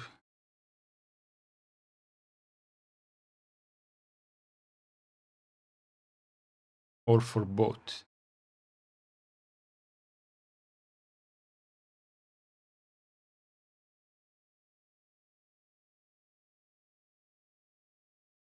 It looks to be for both. Okay, YouTube is fixed.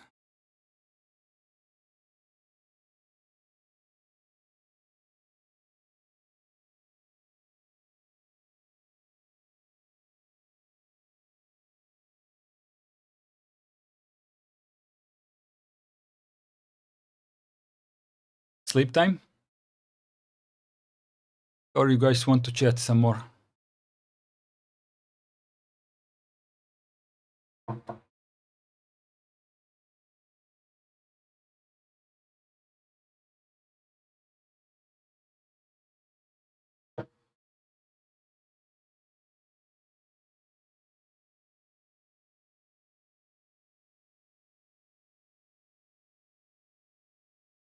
Nothing in chat. I suppose that means we can go to sleep, right? Right.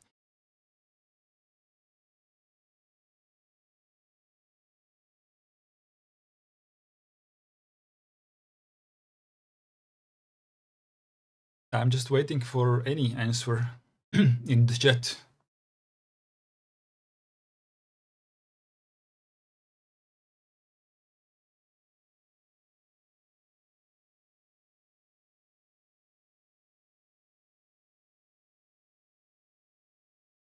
No replies? Then we go to sleep. Oh. S E2P space time.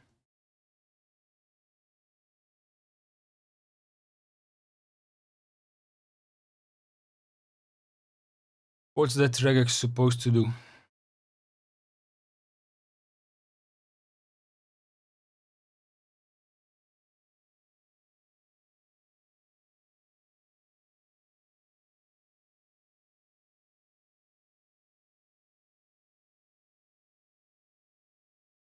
It should match sleep time.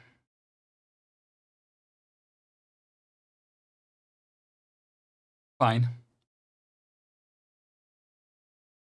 Guys and girls, I am going to see you next Sunday for the lesson 103.7 again, but we are going to do the part 2 where we are going to expand on the regex.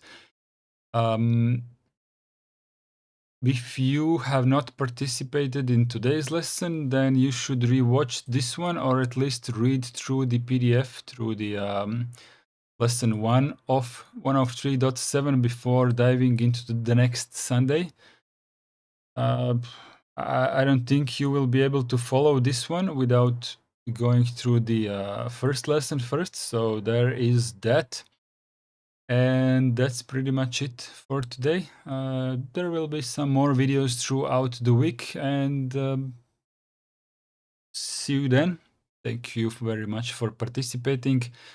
Alexei, Iceblade, and who else was here? Zoran in the beginning, and some more people on Twitch and YouTube, I think. We still have 10 concurrent viewers, so basically most of you are shy, and that's okay. Thank you very much for watching, and good night, everyone.